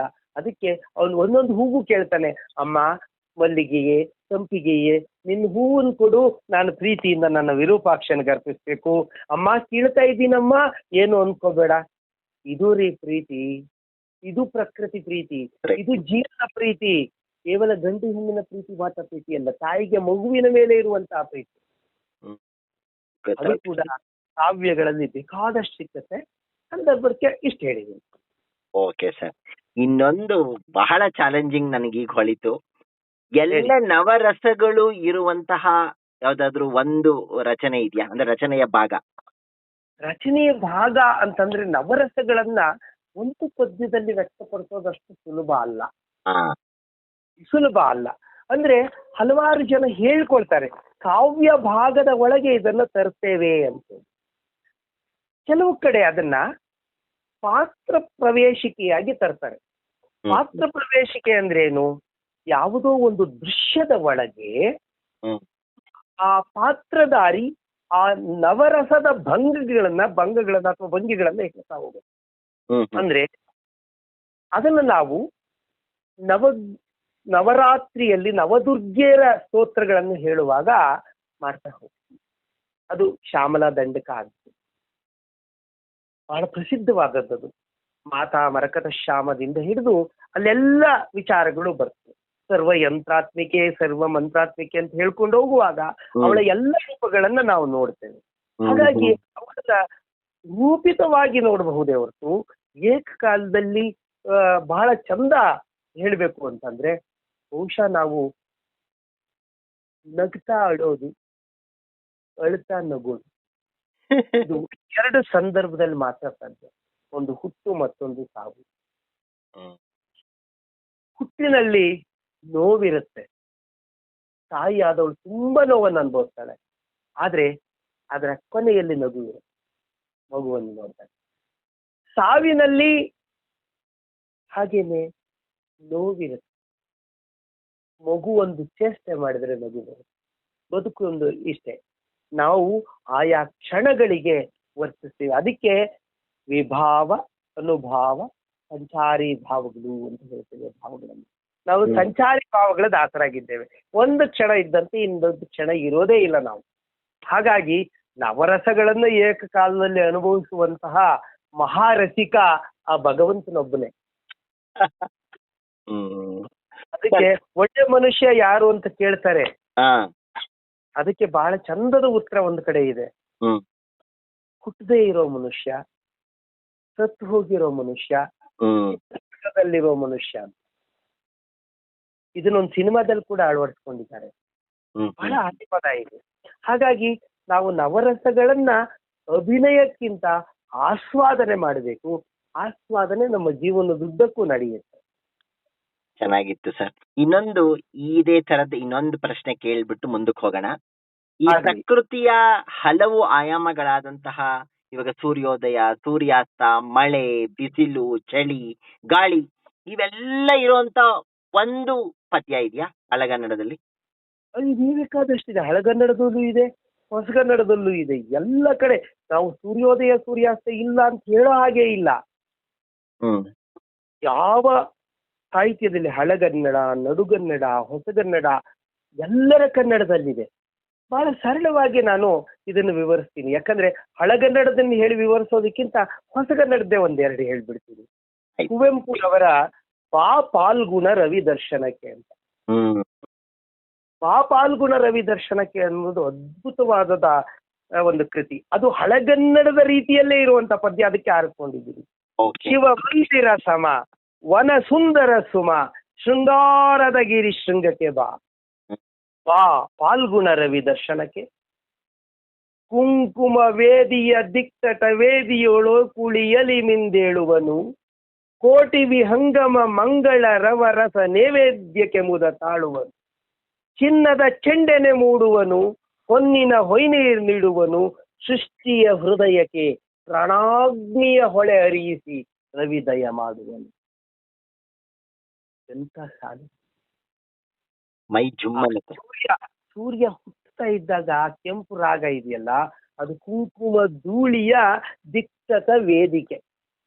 ಅದ ಅರ್ಥ ಮಾಡ್ಕೊಂಡ್ರೆ ಚಂದ. ಆ ಓಕುಳಿಯಲ್ಲಿ ಮಿಂದು ಮೇಲಕ್ಕೆ ಬರ್ತಾ ಇದ್ದಾನೆ ಸೂರ್ಯ. ಹಳೆಗನ್ನಡದ ತಕೊಂಡ್ರೆ ಕೊಡುವಣ ಶೈಲ ದೀಪ ತಂಬಿಕೆ ಅಂತ ರವಿ ಮೆರೆದ. ಇದು ಬಹಳ ಪ್ರಸಿದ್ಧವಾದ ಕುಮಾರವ್ಯಾಸನ. ಭೀಷ್ಮರು ಶರಶೈಲಿಯಲ್ಲಿ ಮಲಗಿದ್ದಾರೆ. ಸೂರ್ಯ ಅಸ್ತ ಆಗ್ತಾ ಇದ್ದಾನೆ. ಆ ಸೂರ್ಯ ಅಸ್ತ ಆಗಿರ್ತಕ್ಕಂಥದ್ದು ಪಡುವಣ ಶೈಲ, ಪಡುವಣದ ಬೆಟ್ಟದ, ಪಶ್ಚಿಮದ ಬೆಟ್ಟದ ದೀಪಸ್ತಂಭಿಕೆ. ಒಂದು ದೀಪಸ್ತಂಭಿಕೆ ಅಂದ್ರೆ ಯಾರ ಸತ್ರೆ ಒಂಟಿ ದೀಪ ಇಡ್ತೀವಿ ಗೊತ್ತಾ ನಿಮ್ಗೆ? ಹೌದು. ಹಾಗೆ ಅದರಂತ ರವಿ ಮೆರೆದನಂತೆ. ಇನ್ನು ರಂಗನಿಗೆ ತಕೊಂಡ್ರೆ ಕೌರವನ ಸಾವಿನ ಪ್ರಸಂಗ. ಸಾಲು ಮಾತ್ರ ಹೇಳ್ತೀನಿ, ದೊಡ್ಡ ವೃತ್ತ ಪದ್ಯ. ಆಗ ಕಡೆ ಸಾಲು. ಕುರುಕುಲಾರ್ಕನುಂ ಅರ್ಕನುಂ ಅಸ್ತಮೈದಿದ. ಕುರುಕುಲದ ಸೂರ್ಯನಾದ ಕೌರವೇಂದ್ರನು ಸಾಕ್ಷಾತ್ ಸೂರ್ಯನು ಅಸ್ತಮಿಸಿದ್ರು, ಮುಳುಗ್ ಹೋದ್ರು. ಆಯ್ತು ಸರ್, ಸವಾಲಲ್ಲಿ ಗೆದ್ದಿದ್ದೀರಾ ನೀವು. ಸೋಲೋ ಮಾತೇ ಇಲ್ಲ ಸಾಹಿತ್ಯದಲ್ಲಿ ನೀವು. ಸವಾಲು ಅನ್ನೋದು ಏನು ಇಲ್ಲ, ಸ್ವೀಕಾರ ಅಷ್ಟೇ. ಅಯ್ಯೋ, ಇದು ನಿಮ್ಮ ಹಂಬಲ್ನೆಸ್. ಸಾರಿ, ಇಂಗ್ಲಿಷ್ ಬಂದ್ಬಿಡುತ್ತೆ ನನಗೆ. ಇರ್ಲಿ ಅದು ಏನಂದ್ರೆ ಅದಕ್ಕೂ ಕೂಡ ನಮ್ಮ ಬಿಎಂಶಿ ಅವರು ಹೇಳ್ತಾರೆ ಒಂದು ಕಡೆ ಅವರ ಕನ್ನಡ ಬಾವುಟ ಅನ್ನೋ ಪದ್ಯದಲ್ಲಿ, ಇವಳ ಸೊಬಗನ ಅವಳಗಿಟ್ಟು ನೋಡ ಬಯಸಿದೆ, ಇವಳ ತೊಡುಗೆ ಅವಳಗಿಟ್ಟು ಹಾಡ ಬಯಸಿದೆ. ಕನ್ನಡ ನಮ್ಮ ಹೆಣ್ಣು, ನಮ್ಮ ತೋಟ ದಿನಿಯ ಹೆಣ್ಣು, ಬಳಿಕ ಬೇರೆ ಬೆಳೆದ ಹೆಣ್ಣು ಒಳಗೆ ಸುಳಿದಳು. ನೋಡಿ ಇಂಗ್ಲಿಷ್ ಹೇಗ್ ಬಂತು ಅನ್ನೋದಕ್ಕೆ ನಾನು ಹೇಳ್ತೀನಿ ನೋಡಿ. ಯಾವುದೇ ಭಾಷೆಯನ್ನಾದ್ರೂ ಸೊಸೆ ಮಾಡ್ಕೊಳ್ರಿ, ನಮ್ಮನೆ ಒಳಗ್ತಾಳೆ ಅಲ್ವಾ? ಭಾಷೆ ಅನ್ನೋದು ಅಷ್ಟೇ. ನಾವು ಭಾಷೆ ಅಂತ ಹೊಡೆದಾಡ್ತೀವಿ, ಭಾಷೆ ಬದುಕಿಯೇ ಇದೆ. ಎಲ್ಲ ಹೇಳ್ತಾರೆ ಕನ್ನಡ ಸತ್ತೋಗುತ್ತೆ ಅಂತ. ನೋಡಿ, ಎಷ್ಟು ಭಾಷೆಗಳನ್ನ ಬಂದ್ರು ಅದನ್ನ ಅರ್ಗಿಸ್ಕೊಂಡು ಬೆಳೆಯುವ ಶಕ್ತಿ ನಮ್ಮ ಕನ್ನಡ ಭಾಷೆಗಿದೆ. ಇಂಥ ಸಾವಿರಾರು ಜನ ಬಂದ್ರು, ನಮ್ಮ ಭಾಷೆ ಇರುತ್ತೆ. ಅದ್ರ ಬಗ್ಗೆ ಚಿಂತೆ ಬೇಡ, ನಾವು ಬಳಸ್ಬೇಕಷ್ಟೆ. ಬಳಸುವಿಕೆಯೇ ಬೆಳೆಸುವಿಕೆ. ಸರ್, ಈಗ ನೆನ್ನೆನೋ ಮೊನ್ನೆನೋ ನೀವೇ ಒಂದು ರಚನೆ ಹಾಕಿದ್ರಿ ಬಳಗಗಳಲ್ಲಿ, ಹಿರಿಯ ನೇರಿದ ಮುಗಿಲಿನಾಟಕ್ಕೆ ಮರೆತೆ ಮೈಯನ್ನು ಕವಿಯ ಭಾವದಿ ಭರದಿ ಸೂರ್ಯನು ಮೇಲೆ ಕಂಡನು ಶಿವನ ಸೃಷ್ಟಿಯೊಲು ಹರನ ಲೀಲೆಯೋ ನೆರೆದಿಗಂತದಿ ಸರಳ ಭಾವದಿ ಲಿಂಗ ರೂಪವು ಕರುಣೆಯಿಂದಲಿ ಜಗವ ಹರಸುತ್ತಾ ತೆರೆದಿ ಕಾಣಿಸಿತು. ಅಂದ್ರೆ ಇಲ್ಲಿ ನಾನು ಗಮನಿಸಿದ್ದು ಇದೊಂದೇ ಅಂತಲ್ಲ, ಇದೊಂದು ಎಕ್ಸಾಂಪಲ್ ಕೊಡ್ತಾ ಇದ್ದೀನಿ ಅಷ್ಟೇ. ಸಡನ್ ಆಗಿ ನೀವು ಪ್ರಸ್ತುತದಿಂದ ಪ್ರೆಸೆಂಟ್ ಇಂದ ಒಂದು ಪಾರಮಾರ್ಥಕ್ಕೆ ಹೋಗ್ಬಿಡ್ತೀರಾ ನೀವು. ನಿಮ್ಮ ಯಾವುದೇ ಮುಕ್ತಕ ತಗೊಂಡ್ರೆ, ಕಾವ್ಯ ತಗೊಂಡ್ರೆ ಆಧ್ಯಾತ್ಮವನ್ನೇ ಸಾರ್ತವೆ. ಇದು ಹೇಗೆ, ಈ ಅನುಭವವನ್ನ ನೀವು ಹೇಗೆ ಅನುಭವಿಸ್ತಾ ಇದ್ದೀರಾ? ಪಾರಮಾರ್ಥಕ್ಕೆ ಹೋಗುವಂತಹ ಸಂದರ್ಭಗಳು ನಿಮ್ಗೆ ಹೇಗೆ ಸೃಷ್ಟಿ ಆಗ್ತಾ ಇದೆ, ಅಥವಾ ಅದು ಹೇಗೆ ಮೂಡುತ್ತೆ, ಅದು ಬೆಳಗಿನ ಜಾವ? ಹಾ, ಇದಕ್ಕೆ ನಾನು ನಿಮಗೆ ಒಂದು ಪ್ರಶ್ನೆ ಮೂಲಕ ಉತ್ತರ ಕೊಟ್ಬಿಡ್ತೀನಿ. ಓಕೆ. ನೀವು ಮೊದಲ ಬಾರಿಗೆ ಒಂದು ದೊಡ್ಡ ಜಲಪಾತವನ್ನು ನೋಡ್ತೀವಿ. ಮೊದಲ ಬಾರಿಗೆ ಜಲಪಾತ ಹಾ ಹಾ ಹಾ ಹ್ಮ್. ಮೇಲಿಂದ ಬೀಳೋ ನೀರನ್ನು ನೋಡ್ತೀರಿ. ಹ್ಮ್. ಆಹಾ ಅಂತ ಮೈ ಮರೆಯೋದಿಲ್ವೇ? ಹೌದು. ಓಕೆ. ಒಂದು ಬೆಟ್ಟದ ತುದಿಯಲ್ಲಿ ನೀವು ನಿಂತಾಗಲು, ಬೆಟ್ಟದ ಕೆಳಗೆ ನೀವು ನಿಂತಾಗ, ಹ್ಮ್ ನಿಮ್ಮ ಮುಂದೆ ಒಂದು ದೊಡ್ಡ ಬೆಟ್ಟ ಇದೆ ಅಂತ ಕಲ್ಪಿಸ್ಕೊಳ್ಳಿ. ಹ್ಮ್ ಆಗ ನಿಮ್ಗೆ ಏನ್ ಅನ್ಸುತ್ತೆ? ಆ ಎಷ್ಟು ಬೆಟ್ಟದ ಮುಂದೆ ನಾನು ಎಷ್ಟು ಕುಬ್ಜ ಅನ್ಸಲ್ವೇ? ಅನ್ಸತ್ತೆ. ಹೌದು. ಹ್ಮ್ ಪ್ರಕೃತಿ ಇದೆಯಲ್ಲ, ಈ ಪ್ರಕೃತಿಯೇ ನಮಗೆ ಗುರು. ಅದಕ್ಕೆ ಹೇಳ್ತಾರೆ let nature B the teacher. ಎಲ್ಲವನ್ನ ಕಲಿಸ್ಬಿಡುತ್ತಲ್ವಾ? ಈ ಪ್ರಕೃತಿ ನಮಗೆ ನಾವು ಕಾಣದ ರೂಪಗಳನ್ನ ನಮಗೆ ತಂದು ಕೊಡುತ್ತೆ. ಅದು ನೀವು ಒಂದು ಮೋಡ ನೋಡಿ, ಹ್ಮ್ ಮೋಡ ಎಷ್ಟೊಂದು ಚಿತ್ರ ಕಾಣಿಸ್ಬೋದಲ್ವಾ ನಿಮ್ಗೆ? ಹೌದು. ಇದಂತ ಅಂತ ಹೇಳಿ ಕುವೆಂಪುರವರ ಒಂದು ಪದ್ಯ ಇದೆ. ನೋಡೆ ನೋಡೆ ಮೂಡಿತೊಂದು ಮೋಡ ಗೋಪುರ, ಗಿರಿಯ ಬಿತ್ತರ ಶಿಖರದೆತ್ತರ, ಅನುಭವಿಸುವ ರಸ ಋಷಿಮತಿ ಗತಿ ಮಹತ್ತರ ಅಂತ ನೋಡಿ. ಆ ಪದನೇ ಚೆನ್ನಾಗಿದೆ ಅಲ್ವಾ? ಹಾಗಾಗಿ ಆ ಮೋಡಗಳು ಸಾಕಷ್ಟು ಚಿತ್ರಗಳನ್ನು ಮೂಡಿಸುತ್ತೆ. ಆಕ್ಚುಲಾಗಿ ಅದು ಮೂಡಿದ್ದು ಮೋಡ ನೋಡಿದಾಗ್ಲೇ ನನಗೆ. ಆ ಮೋಡದಲ್ಲಿ ಏನೆಲ್ಲ ರೂಪ ಕಾಣುತ್ತೆ. ಲಿಂಗ ಅಂದ್ರೆ ಲಿಂಗ, ಅಶ್ವ ಅಂದ್ರೆ ಅಶ್ವ, ಗುಡ್ಡ ಅಂದ್ರೆ ಗುಡ್ಡ, ಬೆಟ್ಟ ಅಂದ್ರೆ ಬೆಟ್ಟ, ಪ್ರೇಮಿ ಅಂದ್ರೆ ಪ್ರೇಮಿ. ಏನು ಇದ್ರೆ ಅನಂತ ವಿಶ್ವ. ಅದು ಇಲ್ಲದೆ ಇದ್ರೆ ಹಿಂಜಿದ ಅರಳೆ. ಹೇಗೆ ಕವಿ ಮನಸ್ಸಿಗೆ ಹೇಗೆ ಕಾಣುತ್ತದೆಯೋ ಹಾಗೆ ನಾವು ಅದನ್ನ ಅನ್ಕೊಳ್ತಾ ಹೋಗ್ತೀವಿ. ಇವನ್ನೆಲ್ಲ ನೋಡಿದಾಗ ಈ ಕಲೆಗಾರ ಇದ್ದಾನಲ್ಲ ಭಗವಂತ, ಇದನ್ನೆಲ್ಲ ಸೃಷ್ಟಿ ಮಾಡಿದವನು, ಅವನು ಮುಂದೆ ನಾವು ಏತಕ್ಕೆ ಅಲ್ವಾ, ಯಾತರವರು ಅಲ್ವಾ? ಹಾಗಾಗಿ ಆ ಪಾರಮಾರ್ಥ ಅನ್ನೋದಿದೆಯಲ್ಲ, ನಾವು ಎಟುಕಿಸಲಾರದ್ದದು. ಅದಕ್ಕೆ ಪಾರಮಾರ್ಥ. ಅದು ಪಾರ ಅಂದ್ರೆ ದಂಡೆ ಅಷ್ಟೇ. ಪಾರ ಅಂದ್ರೆ ದಂಡೆ. ಪಾರಂಗತ ಅಂದ್ರೆ ದಾಟಿದವನು. ಇವನು ವಿದ್ಯೆಯಲ್ಲಿ ಪಾರಂಗತರಾಗಿದ್ದಾರೆ, ಕಲೆಯಲ್ಲಿ ಪಾರಂಗತರಾಗಿದ್ದಾರೆ ಅಂತ ಹೇಳ್ತೀವಲ್ವ ನಾವು. ಆ ರೀತಿ ಪಾರ ಅಂದ್ರೆ ದಂಡೆ. ನಾವು ಅದನ್ನು ದಾಟಕ್ಕಾಗಲ್ಲ. ಅಯ್ಯೋ ದೇವ್ರೆ, ನಾವು ಒಂದು ರಕ್ತವನ್ನು ಹೊಸದಾಗಿ ಕಂಡುಹಿಡಿಯೋದು ಕಷ್ಟ. ಭಗವಂತ ನಮ್ಗೆ ದೇಹದಲ್ಲಿ ತುಂಬಿಕಳಿಸಿದ್ದಾನಲ್ಲ, ಉಸಿರನ್ನ ಕೊಟ್ಟಿದ್ದಾನಲ್ಲ, ಯಂತ್ರವನ್ನಿಟ್ಟಿದ್ದಾನಲ್ಲ, ಆ ಯಂತ್ರಕ್ಕೆ ಬಡ್ಕೊಳ್ಳೋಕ್ಕೂ ಬರುತ್ತೆ, ಭಾವನೆನೂ ಇರುತ್ತಲ್ಲ. ಈ ಬಡ್ಕೊಳ್ಳೋ ಭಾವನೆ ಇರ್ತಕ್ಕಂಥ ಯಂತ್ರ ನಾವು ಸೃಷ್ಟಿಸೋದು ಸುಲಭ ಅಲ್ಲ. ಹಾಗಾಗಿ ಈ ಪ್ರಕೃತಿಯ ನಡುವೆ ನಾವು ಏನು ಇದ್ದೇವೆಯೋ ಅದು ನಮಗೆ ಪುರುಷನನ್ನ, ಭಗವಂತನನ್ನ ತೋರಿಸ್ತದೆ. ಇಲ್ಲಿ ಪ್ರಕೃತಿ ಪುರುಷ ಅನ್ನೋದು ಸಂಕೇತ ಅಷ್ಟೇ. ಪುರುಷ ಅಂದ್ರೆ ಗಂಡು, ಪ್ರಕೃತಿ ಅಂದ್ರೆ ಹೆಣ್ಣಲ್ಲ. ಹಾಗಾಗಿ ಈ ಒಂದು ಅನೇಕವಾಗ್ತಕ್ಕಂತಹ ಅಥವಾ ಅನೇಕ ಒಂದಾಗ್ತಕ್ಕಂತಹ ಏಕಾನೇಕ ಅಂತ ಹೇಳ್ತೀವಿ. ಸತ್ವಿಪ್ರ ಬಹುದಾ ವದಂತಿ ಅಂತ ಕೂಡ ಹೇಳ್ತಾರೆ.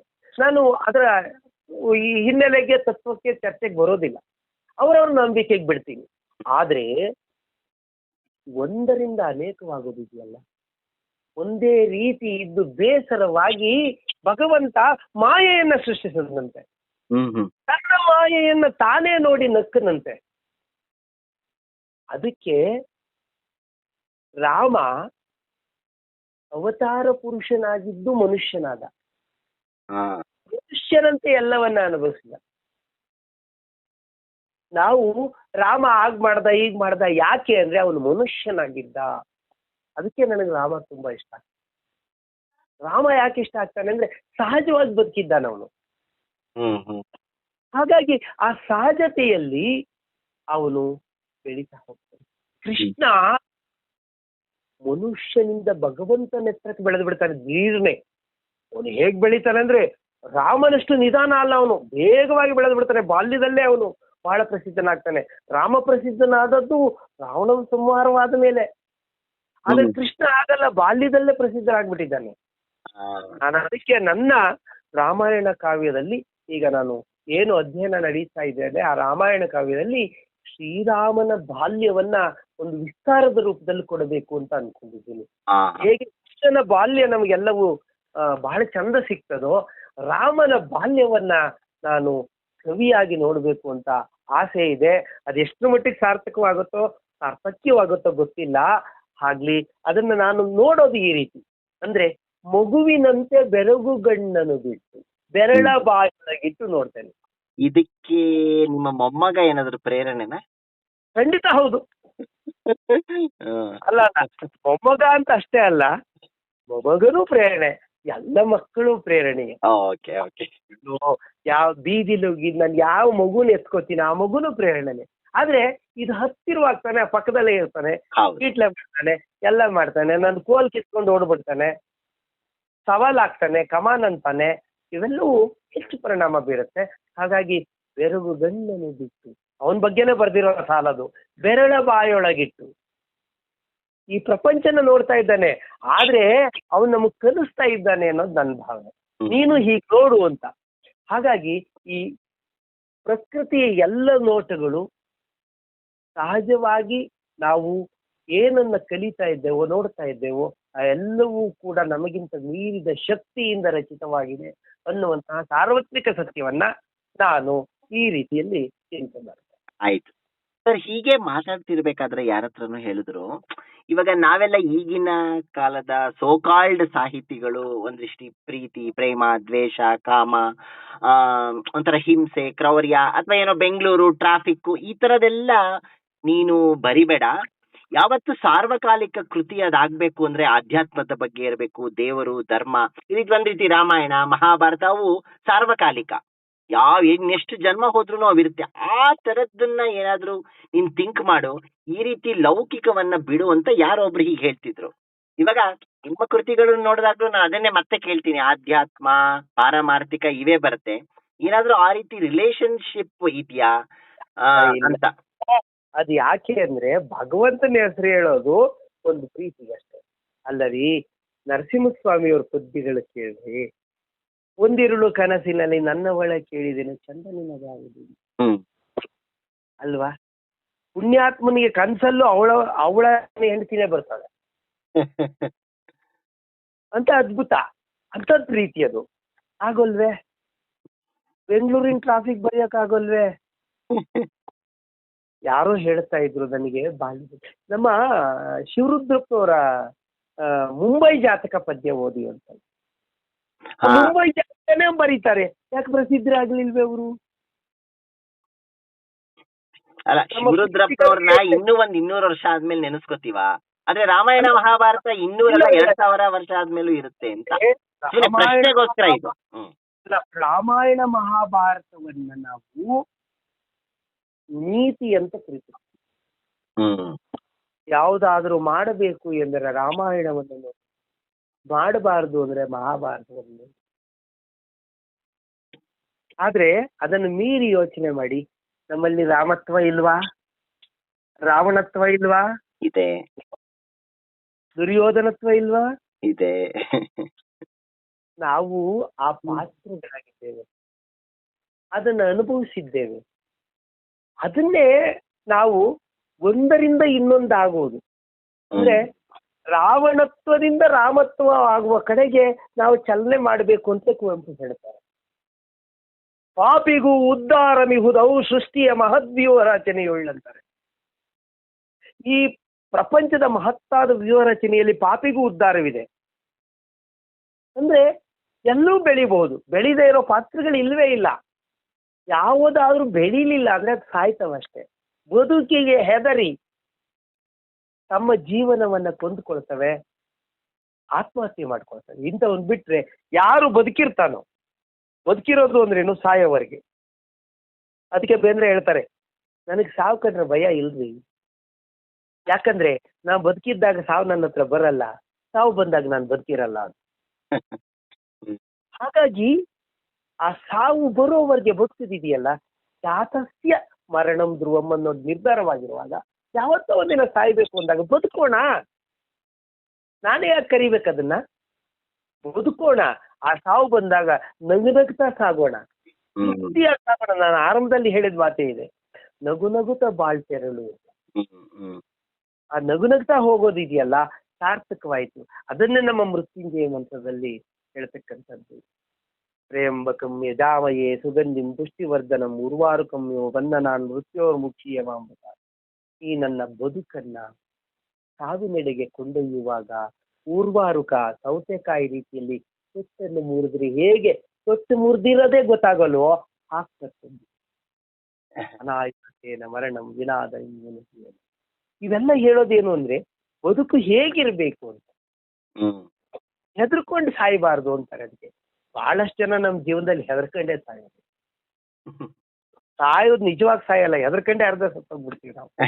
ಹಾಗಾಗಿ ಹೆದರಿಕೆ ಇಲ್ಲದ ಜೀವನ, ಹೆದರಿಕೆ ಇಲ್ಲದ ಜೀವನ ಇರ್ಬೇಕಂದ್ರೆ ನಾನ್ ಸರಿಯಾಗಿರ್ಬೇಕು, ಸಮಾಜ ಕಟ್ಟಿಕೊಟ್ಟ ಮೌಲ್ಯಗಳನ್ನು ಬೆಳೆಸ್ಬೇಕು. ನಾನು ಅದಕ್ಕೆ ಸಮಾಜ ಕಟ್ಟಿಕೊಟ್ಟ ಅಂತೀನಿ, ಯಾರೋ ಹೇಳಿದ್ದು ಅಂತ ಹೇಳಲ್ಲ. ಆ ಮೌಲ್ಯಗಳು ಕಾಲದಿಂದ ಕಾಲಕ್ಕೆ ಬದಲಾಗ್ತವೆ, ಸಮಾಜದ ಮೌಲ್ಯಗಳು ಕಾಲದಿಂದ ಕಾಲಕ್ಕೆ ಬದಲಾಗ್ತವೆ. ಅದ್ರ ಜೊತೆಯಲ್ಲಿ ಹೊಂದಿಕೊಳ್ಳಬೇಕು. ನೆನ್ನೆಯದ ಒಳ್ಳೆಯ ಅಂಶಗಳನ್ನ ನಾವಿವತ್ತು ಇಟ್ಕೊಂಡು ಬೆಳೆಸ್ತಾ ಹೋಗ್ಬೇಕು. ನೆನ್ನೆ ಏನೋ ಕೆಟ್ಟದ್ ಮಾಡಿದ್ದೆ ಅಂದ್ರೆ ಅದು ಮುಂದುವರಿಸಬಾರ್ದು. ಇದು ಜೀವನ. ಹಾಗಾಗಿ ಇದಕ್ಕೆ ಇಂತಹ ನೀತಿಗಳನ್ನು ಹೇಳುವುದೇ ನಮಗೆ ರಾಮಾಯಣ ಮಹಾಭಾರತ. ಹಾಗಾಗಿ ಅದ್ರ ಜೊತೆಲಿ ನಾವು ಜಾನಪದರು ಕೊಟ್ಟಂತ ಗಾದೆ ಮಾತು ಇಟ್ಕೊಂಡಿದೀವಲ್ವಾ, ಅದು ಇರುತ್ತಲ್ವಾ. ಇನ್ನು 1000 ವರ್ಷ ಆದ್ರೂ ಗಾದೆ ಮಾತಿದೆ ಅಲ್ವಾ. ಖಂಡಿತ ಖಂಡಿತ. ಹಾಗಾಗಿ ವೇದದ ಜೊತೆ ಗಾದೆ ಹೇಗಿದೆಯೋ ಹಾಗೆ ಕಾವ್ಯದ ಜೊತೆಗೆ ಜೀವನಾನುಭವವೂ ಇದೆ. ಕೇವಲ ಕಾವ್ಯ ಯಾವುದಾದ್ರೂ ಅದು ಜೀವನಾನುಭವವನ್ನು ತಂದುಕೊಟ್ರೆ ಖಂಡಿತ ಅದು ನಮಗೆ ನೆನಪಾಗುತ್ತೆ. ಅದೊಂದು ಜಾನಪದ ಕಾವ್ಯ ಇದೆ ನೋಡಿ. ಬೆಳಗಾಗ ನಾನೆದ್ದು ಯಾರ್ಯಾರ ನೆನೆಯಾಲಿ ಎಳ್ಳು ಜೀರಿಗೆ ಭೂಮಿತಾಯ ಎದ್ದೊಂದಿಗಳಿಗೆ ನೆಂದನೆ. ಯಾಕೆ ಎಳ್ಳು ಜೀರಿಗೆ ಹೇಳ್ತಾರೆ? ಒಂದು ಸಾವು, ಇನ್ನೊಂದು ಬದುಕು. ಒಂದು ವಿವಾಹ ಮಂಟಪದಲ್ಲಿ ಜೀರಿಗೆ ಹಾಕ್ತೀವಿ, ಸತ್ತಾಗಿ ಎಳ್ಳು ಬಿಡ್ತೀವಿ. ಎರಡನ್ನು ಬೆಳೆಯೋದು ಈ ಭೂಮಿನೇ ಅಲ್ವಾ. ಎಷ್ಟು ಸತ್ವ ಇದೆ, ಎಷ್ಟು ಸತ್ಯ ಆಯ್ತು. ಹಾಗಾಗಿ ಕೇವಲ ರಾಮಾಯಣ ಮಹಾಭಾರತಗಳಷ್ಟೇ ಅಲ್ಲ, ಕೇವಲ ಅಧ್ಯಾತ್ಮ ಅಷ್ಟೇ ಅಲ್ಲ, ಅಧ್ಯಾತ್ಮಕ್ಕಿಂತ ಮೀರಿದ ನಮ್ಮ ಬದುಕಿದೆಯಲ್ಲ, ಈ ಬದುಕನ್ನ ನಾವು ತಪಸ್ಸಿನಂತೆ ಮಾಡ್ತಾ ಹೋಗಿ ಏಕೋನ್ನಿಷ್ಠೆ ಇದ್ದೀರಿ. ನಿಮ್ಗೆ ಅದೇ ಈ ತಪಸ್ಸು ಅಂದ್ರೇನು? ಒಂದು ವಿಚಾರವನ್ನ ಸತತವಾಗಿ ಯೋಚನೆ ಮಾಡೋದು. ಅದನ್ನೇ ಕುವೆಂಪು ಹೇಳ್ತಾರೆ, ನಾನು ಬಹಳ ಉದಾಹರಿಸ್ತೀನಿ. ಆವುದಾಗಲಿ ನೆಪಂ ಫಲದಾಯಕಂ ತಪಂ. ನೋಡಿ ಎಷ್ಟು ಚೆನ್ನಾಗಿದೆ. ನೆಪ ಯಾವ್ದಾರು ಆಗ್ಲಿ ತಪಸ್ ಫಲ ಕೊಡುತ್ತೆ. ನೀವು ನೋಡಿ, ಹಾಡು ನಿಮ್ಗೆ ಲಯ ಒಂದಿದೆ ಅಂತ ಇಟ್ಕೊಳ್ಳಿ. ನೀವು ಲಯ ಕೃಷ್ಣನ ಬಗ್ಗೆ, ನೀವು ಕೃಷ್ಣನ್ ಭಕ್ತರು. ಕೃಷ್ಣನ್ ಭಕ್ತರು ಅಂದ್ರೆ ಸುಮ್ಮನೆ ಇಟ್ಕೊಳ್ಳೋಣ. ಕೃಷ್ಣ ಎಂದರೆ ಭಯವಿಲ್ಲ, ಕೃಷ್ಣ ಎಂದರೆ ದಿನವೆಲ್ಲ ಬಾಯಾರಿಕೆ ಹಸಿವಿನ ಹಂಗಿಲ್ಲ ಅಂತ ಒಂದು ಯಾವ್ದೋ ಒಂದು ಪದ್ಯ ಹೇಳ್ಕೊತೀರಿ, ಖುಷಿ ಆಗುತ್ತೆ. ನೋಡಿ ಕೃಷ್ಣನ್ ತೆಗೆದಾಕ್ಬಿಡಿ. ಕೃಷ್ಣನ್ ತೆಗೆದಾಕ್ಬಿಟ್ಟು ತಿಂಡಿ ಅಂತ ಇಟ್ಕೊಳ್ಳಿ, ಹಾಡಿ. ನಿಮಗ್ ಭಾಷೆ ಗೊತ್ತಿಲ್ದೆ ನನ್ಗೆ ಅದೇ ರಾಗ ಅಲ್ವಾ? ಆ ರಾಗ ಹಾಗೆ ಕೇಳುತ್ತಲ್ವಾ? ಹಾಗಾಗಿ ಕೃಷ್ಣನ ಮನಸ್ಸಿಗೆ ಎಷ್ಟು ಹತ್ರ ಆಗ್ತಾನೋ ತಿಂಡಿನೂ ಅಷ್ಟೇ ಅರ್ಥ ಆಗುತ್ತೆ. ಅದಕ್ಕೆ ಮಕ್ಕಳಿಗೆ ತಿಂಡಿ ಕೊಟ್ಬಿಟ್ಟು ದೇವ್ರ ಕೈ ಮುಗಿ ಅಂತೀವಿ. ಅದಕ್ಕೆ ಮಕ್ಕಳಿಗೆ ದೇವರು ಅನ್ನೋದು. ನಾನು ಇದನ್ನೆಲ್ಲ ಯಾಕೆ ಹೇಳಿದೆ ಅಂದ್ರೆ, ರಾಮಾಯಣ ಮಹಾಭಾರತಗಳು ನಮ್ಮ ಕಣ್ಣನ್ನ ತೆರೆಸುವಂತಹ ಕಾವ್ಯಗಳು, ಅನುಭವದ ಕಾವ್ಯಗಳು. ಸರ್ ಇನ್ನೊಂದು 2-3 ಓಕೆ, ಥ್ಯಾಂಕ್ ಯು ಸರ್. ಇನ್ನೊಂದು 2-3 ಪ್ರಶ್ನೆಗಳು ಈಗಿನ ಸಾಹಿತ್ಯದ ಬಗ್ಗೆ ಕೇಳೋಣ ಅನ್ಕೊಂಡಿದ್ದೀನಿ ನಾನು. ಖಂಡಿತ. ಈಗಿನ ಸಾಹಿತ್ಯದಲ್ಲಿ ಈ ಕಲ್ಪನೆ ಮತ್ತು ವಾಸ್ತವ ಸಾಹಿತ್ಯ ಬರವಣಿಗೆಯಲ್ಲಿ ಎಷ್ಟಿರ್ಬೇಕು, ಎಷ್ಟು ಅನುಪಾತದಲ್ಲಿರ್ಬೇಕು ಅಂತ ನಿಮ್ಗನ್ಸುತ್ತೆ? ಇದಿಷ್ಟು ಚಂದ ಇದೆ ಅಂದ್ರೆ ನಾನು ಬೇಂದ್ರೆ ಅವ್ರನ್ನ ಕರ್ಕೊಂಡ್ಬರ್ಬೇಕು ಮತ್ತೆ. ಹೇಳಿ. ಬೇಂದ್ರೆ ಅವರು ಒಂದು ಸಮಾರಂಭಕ್ಕೆ ಹೋದಾಗ ಒಂದು ಹೆಣ್ಮಗಳು ಕೇಳ್ತಾರೆ, ಅಜ್ಜ ನಾನು ಕವಿ ಆಗ್ಬೇಕು ಅಂತಿದ್ದೀನಿ, ಎಷ್ಟು ಕವಿತೆ ಬರೆದ್ರೆ ಕವಿ ಆಗ್ತೀನಿ ಅಜ್ಜ ಅಂತ. ನಾವಾಗಿದ್ರೆ 50-100 ಬರೀ ಒಂದು ಪದ್ಯ, ಒಂದು ಪುಸ್ತಕ ಮಾಡು, ಕವಿ ಆಗ್ಬಿಡ್ತೀನಿ ಅಂತ. ಬೇಂದ್ರೆ ಅಜ್ಜ ಹೇಳ್ತಾರೆ, ಅದನ್ನ ಹೇಳಲ್ಲ ಅವರು. ಎಷ್ಟು ಮಕ್ಕಳು ಹೆಸರು ತಾಯಿ ಅಂತಾರವಾ ಎಂತ ಮಾತು ನೋಡಿ. ಸಾಕು. ಈ ಕಲ್ಪನೆ ಮತ್ತು ವಾಸ್ತವದ ಅರಿವು ಹೇಗಿರ್ಬೇಕಂತ ಹೀಗಿರ್ಬೇಕು. ಕಲ್ಪನೆ ನಮ್ಮ ಅಳತೆಯನ್ನು ಮೀರಬಹುದು, ವಾಸ್ತವ ಎದೆಯಾಳದಲ್ಲಿ ನೋವಂತರಬಾರ್ದು. ಕೇವಲ ಭಾವಗಳಿಗೆ, ರಸಗಳಿಗೆ ಸೀಮಿತವಾಗಿ ನಮ್ಮ ವಿಚಾರಧಾರೆಗಳಿರ್ಬೇಕು. ತುಂಬಾ ಹಿಂಡು ಬಿಟ್ರೆ, ಬಹಳ ಹಿಂದೆ ಒಂದು ಸಿನಿಮಾ ಬಂದಿತ್ತಪ್ಪ, ಅಂದ್ರೆ ಅವ್ರು ಸಾಯಿಸೋದ್ರಿಂದ ಹಿಡಿದು ಅವ್ರನ್ನ ಅಲಂಕಾರ ಮಾಡೋದ್ರಿಂದ ಮತ್ತೆ ಹೋಗ್ತಾರೆ. ಅಂದ್ರೆ ದುಃಖವನ್ನ ಕುದಿಸೋದು, ಬರೀ ದುಃಖ ಅಲ್ಲ, ದುಃಖವನ್ನ ಕುದಿಸೋದು, ಸಾರು ಕುದಿಸ್ತಾನೆ. ಆ ತರ ಮಾಡಿದ್ರೆ ಏನು ಅನ್ಸಲ್ಲ, ಕಡೆಗೆ ಒಂದ್ಸಲ ಜಿಗುಪ್ಸೆ ಬಿಡುತ್ತೆ ಎಲ್ಲ. ಎಷ್ಟೊತ್ತೊಳಗ್ ಸಾಧ್ಯ? ನಮ್ಮಲ್ಲಿ ಒಂದು ಗಾದೆ ಮಾತಿದೆ, ದಿನ ಸಾಯೋರ್ಗಳು ಯಾರು ಅಂತ. ಈಗ ಒಬ್ಬ ವ್ಯಕ್ತಿ ಸತ್ತ ಅಂದ್ರೆ ಎಷ್ಟು ದಿನ ಆಳ್ಬಹುದು? ದಿನ ಹೇಳ್ತಿದ್ದೀನಿ ನಾನು, ಯಾಕಂದ್ರೆ ಬೇರೆ ದೇಶಗಳಲ್ಲಿ ದಿನಗಟ್ಲೆ ಹೇಳ್ತಾರೆ. ಬಾಡಿಗೆ ಕೊಟ್ಟು ಅಳಿಸೋಕ್ಕೂ ನಮ್ಮಲ್ಲಿ ಸಂಘಗಳಿದೆ. ದುಡ್ಡು ಕೊಡ್ತಾರೆ ಬಾಡಿಗೆ, ನೀವು ದುಡ್ಡು ಕೊಟ್ರೆ ನಿಮ್ ಪರವಾಗಿ ಬಂದು ಹೇಳ್ತಾರೆ, ಹಾಡು ಹೇಳ್ಕೊಂಡು ಹೇಳ್ತಾರೆ. ಆದ್ರೆ ಒಂದಿನ ನಿಲ್ಲೇಬೇಕಲ್ವಾ, ಅದಕ್ಕೊಂದು ಸಂಸ್ಕಾರ ಆಗ್ಲೇಬೇಕಲ್ವಾ? ನೋಡಿ, ಸತ್ತವರನ್ನ ಸಂಸ್ಕಾರ ಮಾಡಿ ಬಂದು ಹಿಂದೆಂದಿಗಿಂತ ಹೆಚ್ಚು ಊಟ ಮಾಡ್ತೀವಿ ನಾವು, ಹಿಂಡೆ ಕೂಳು ಅಂತೀವಿ ಅದನ್ನ. ಬದುಕಬೇಕಿದೆ ನಾವು. ಹಾಗಾಗಿ ಕಲ್ಪನೆಯಾಗಲಿ ವಾಸ್ತವವಾಗಲಿ ಯಾವುದು ಮಿತಿಯನ್ನ ಮೀರುವಂತೆ. ಅಲ್ಲ, ಯಾಕೆಂದ್ರೆ ಒಂದು ಮಾತಿದೆ ಕಲ್ಪನೆಯ ಬೇರಿ ಹೋಗುವ ಕವಿ ವಾಸ್ತವದ ಪರಿಯದಿಯನ್ನ ದಾಟಲಾರ. ನಾವು ಕಲ್ಪನೆ ಏನ್ ಮಾಡ್ಕೊಳ್ತೀವಪ್ಪ, ಈಗ ನಾನು ಕಾನಂತರ ತರ್ತೀನಿ ಇದಕ್ಕೆ. ನಮ್ ದೇವ್ರನ್ನ ನಾವ್ ಹೇಗ್ ಕಲ್ಪನೆ ಮಾಡ್ಕೋತೀವಿ? ನಮ್ಗೆ 2 ಕೈ ಇದೆ, ಅವನು ಒಂದ್ 4 ಕೈ ಇಡು. ನಮಗೆ ಶಕ್ತಿ ಇಲ್ಲ, ಅವನ್ ನರಸಿಂಹನ್ ಮಾಡೋ, ಮನುಷ್ಯನ ದೇಹ ಸಿಂಹತ್ತಲೆ ಇಡು. ಇದು ನನ್ನ ಮಾತಲ್ಲ, ಕಾರಂತರ ಮಾತು.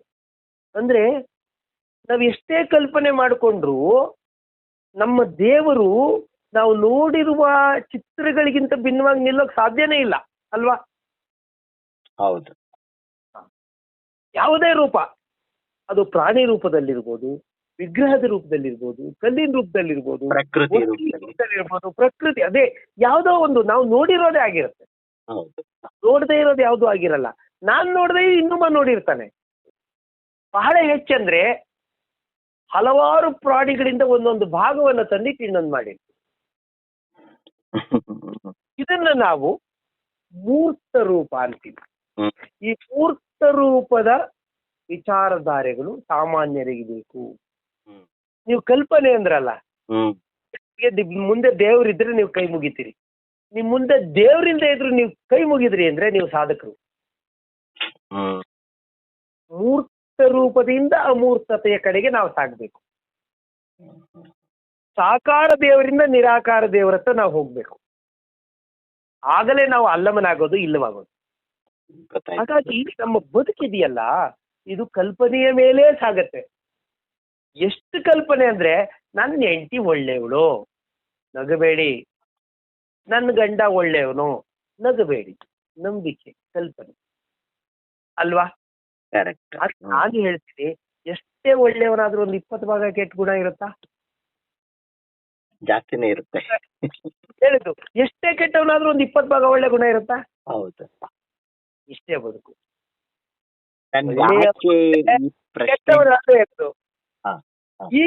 ಈಗಿನ ಕೃತಿಗಳಲ್ಲಿ ಏನಾಗಿದೆ ಅಂದ್ರೆ, ನೋಡಿ ಹೇಳ್ತೀನಿ, ಒಂದ್ ಸಣ್ಣ ಉದಾಹರಣೆ. ಒಂದ್ ಸಣ್ಣ ಪದ್ಯ, ಎರಡೇ ವಾಕ್ಯ, 2 ವಾಕ್ಯನ ನಾನು ಹೇಳ್ತೀನಿ. ನಾನು ನಿನ್ನ ನೋಡಿದಾಗ ಹೂವು ಅರಳಿತು. 2 ವಾಕ್ಯ. ನಾನು ನಿನ್ನ ನೋಡಿದಾಗ ಹೂವು ಅರಳಿತು. ನಾನು ಒಂದ್ ಸಾಲು, ನಿನ್ನ ನೋಡಿದಾಗ ಹೂವು ಅರಳಿ ಅಷ್ಟೇ. ಹೂವು ಅರಳಿದಾಗ ನಾನು ನಿನ್ ನೋಡಿದೆ ಅಂದ್ರೆ ವಾಸ್ತವ. ನಿಮ್ ಪ್ರಶ್ನೆಗೆ ಉತ್ತರ ಎಲ್ಲಿ ಸಿಗತ್ತೆ? ಆದ್ರೆ ನಾನ್ ನಿನ್ ನೋಡಿದಾಗ ಹೂವು ಅರಳಿತು ಅನ್ನೋದು ಕಲ್ಪನೆ. ಇದಕ್ಕಿಂತ ಬೆಸ್ಟ್ ಎಕ್ಸಾಂಪಲ್ ಕೊಡಕ್ಕಾಗಲ್ಲ ಸರ್. ಯಾಕೆ ಪ್ರಶ್ನೆ ಕೇಳಿದೆ ಅಂದ್ರೆ, ನನ್ಗೂ ಒಂದ್ಸತಿ ಜಿಜ್ಞಾಸೆ ಕಾಡುತ್ತೆ. ಸಾಹಿತ್ಯ ಬರೀ ರಸೋತ್ಪತ್ತಿಗ, ಓದುಗರನ್ನ ಸೆಳೆಯೋದಿಕ್ಕ, ಅಥವಾ ಅದರಿಂದ ಏನಾದ್ರೂ ಸಾಮಾಜಿಕ ಬದಲಾವಣೆಗಳು ತರೋದಿಕ್ ನಾವು ಬರಿಬೇಕಾ?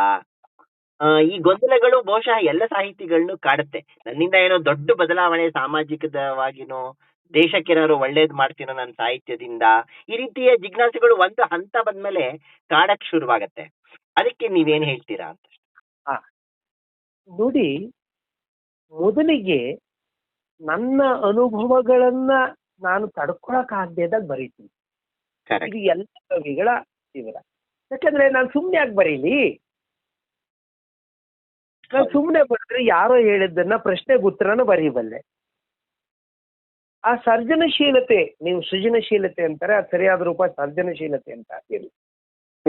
ಹ್ಮ್ ಸರ್ಜನಶೀಲತೆಯಿಂದ ನಾವು ಏನನ್ನಾದ್ರೂ ಹುಟ್ಟಿಸ್ತೀವಿ ಅಂದ್ರೆ ಆ ಒಂದು ಅನುಭವ ಕಾಡುತ್ತೆ. ಅದು ಹೇಗಿರ್ಬೇಕು ಅಂತ ಅಂದುಕೊಂಡಾಗ, ಹೀಗೆ ಇರಬೇಕು ಅಂತ ನಾವು ಅಂದ್ಕೊಳ್ತೀವಲ್ಲ, ಮೊದಲಿಗೆ ಅದು ನಮ್ಮ ಆತ್ಮತೃಪ್ತಿಗೆ ನಾವು ಬರೆಯೋದು ಮೊದಲಿಗೆ. ಎರಡನೇದು ಅದಕ್ಕೆ ಉದ್ಯೋಗವಾದಾಗ. ಹಿಂದೆ ರಾಜಾಶ್ರಯ ಇದ್ದಾಗ ಗೊತ್ತಿದೆ ನಿಮ್ಗೆ, ಹ್ಮ್ ರಾಜನನ್ನ ಹೊಗಳಿದ್ರೆ ವಿದ್ವದ್ರಾಜ ಶಿಖಾಮಣೆ ಅಂದ್ಬಿಟ್ರೆ ಬಿರ್ತಿತ್ತು ಕಾಟು. ಅದೇ. ಹ್ಮ್ ಅವನ ಹೆಸರಲ್ಲಿ ಒಂದೆರಡು ಪದ್ಯ ಬರೆಯೋದು. ಈಗಲೂ ಅಷ್ಟೇ, ಹೊಗಳಬಿಟ್ರೆ ನಾನು ನಿನ್ನನ್ನು ಗುರು ಎಂದು, ನೀನು ನನ್ನನ್ನು ಗುರು ಎಂದು, ನಾವಿಬ್ಬರು ಗುರುಗಳಾದಾಗ ಗುರುತು ಎಲ್ಲರಿಗೂ ಸಿಕ್ಕಿ, ನಾನು ನಿನಗೆ ಸನ್ಮಾನ ಮಾಡಿ ನೀನೆನ್ನನ್ನು ಗೌರವಿಸಿ, ವೇದಿಕೆಯಲ್ಲಿ ನಾವಿಬ್ಬರೇ ಇಕ್ಕೋಣ ಕೈಯ ಚಪ್ಪಳೆ ಅಂತ.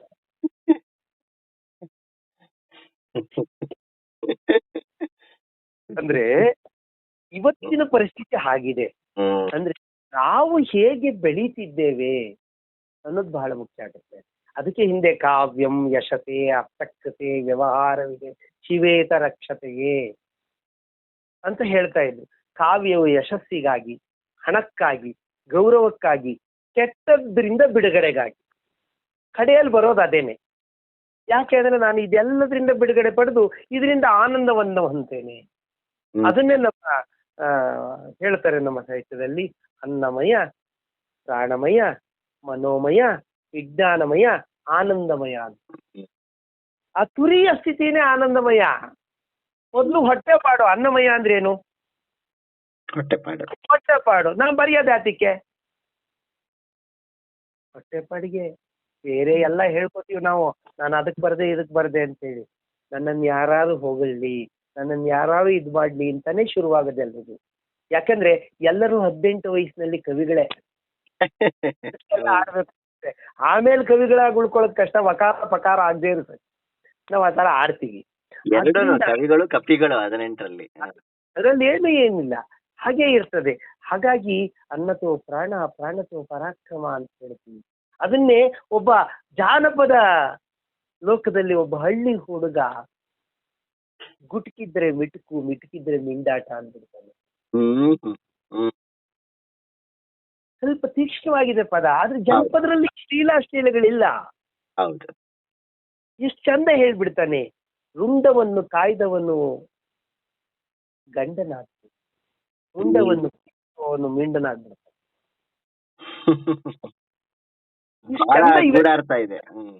ಅಲ್ವಾ? ಹಾಗಾಗಿ ಅದೆಲ್ಲವೂ ನಡೆಯುತ್ತೆ.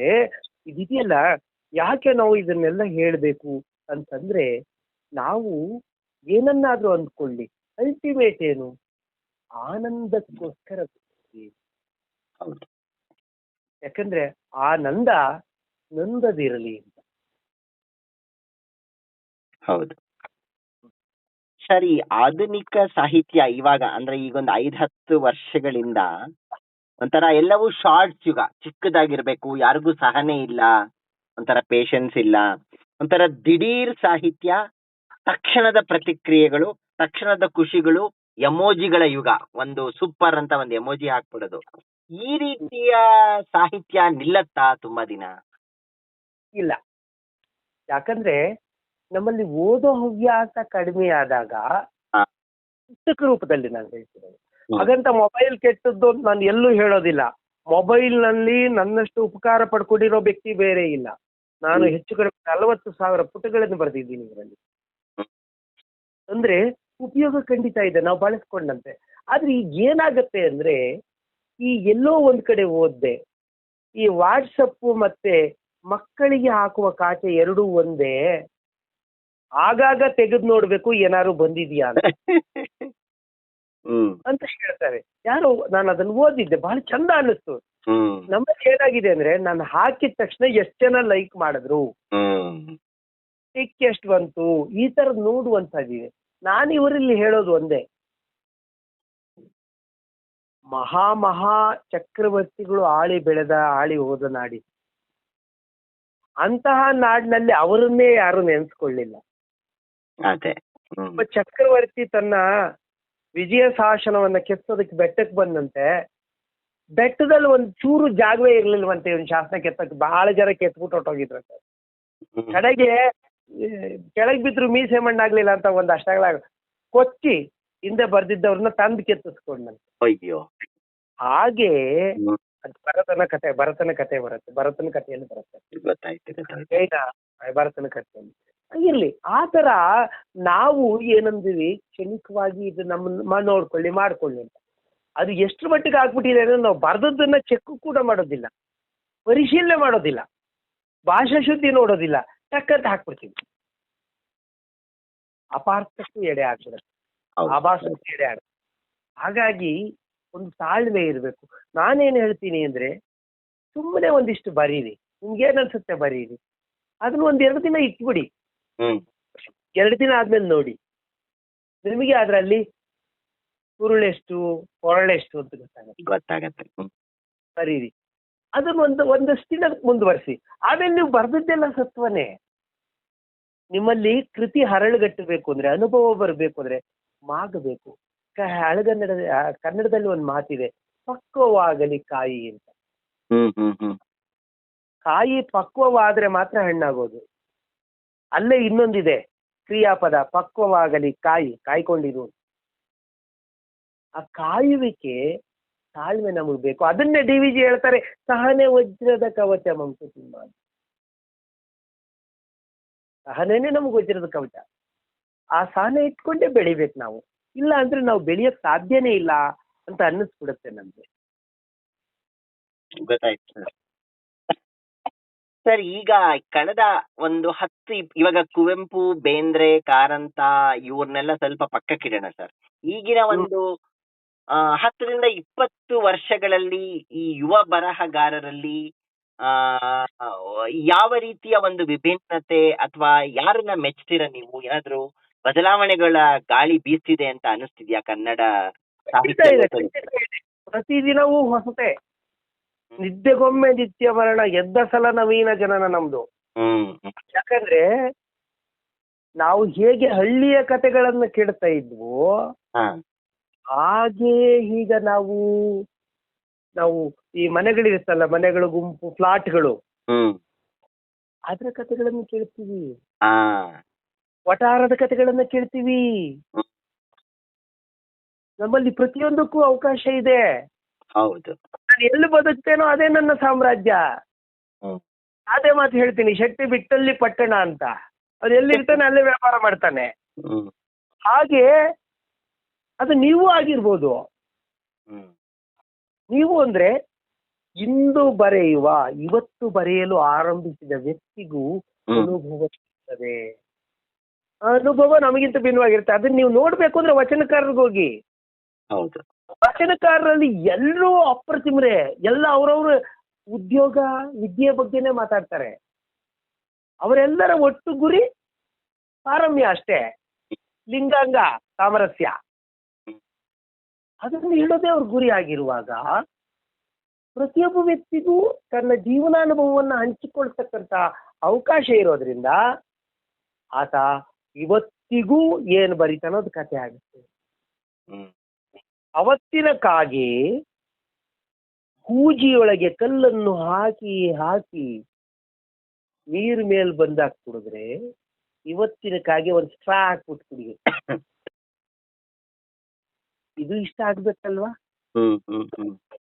ನಮಗೆ ಒಂದು ಉದಾಹರಣೆ ಹೇಳ್ತೀನಿ. ನಮ್ಮಪ್ಪ ಇದ್ದಾಗ ಅವ್ರ ಕಾಲದ ಚೆನ್ನಾಗಿದೆ ಅಂದ, ನಾವು ನಮ್ಮ ಕಾಲ ಚೆನ್ನಾಗಿದೆ, ನಮ್ಮಪ್ಪನ ಕಾಲ ಚೆನ್ನಾಗಿದೆ ಅಂತೀವಿ.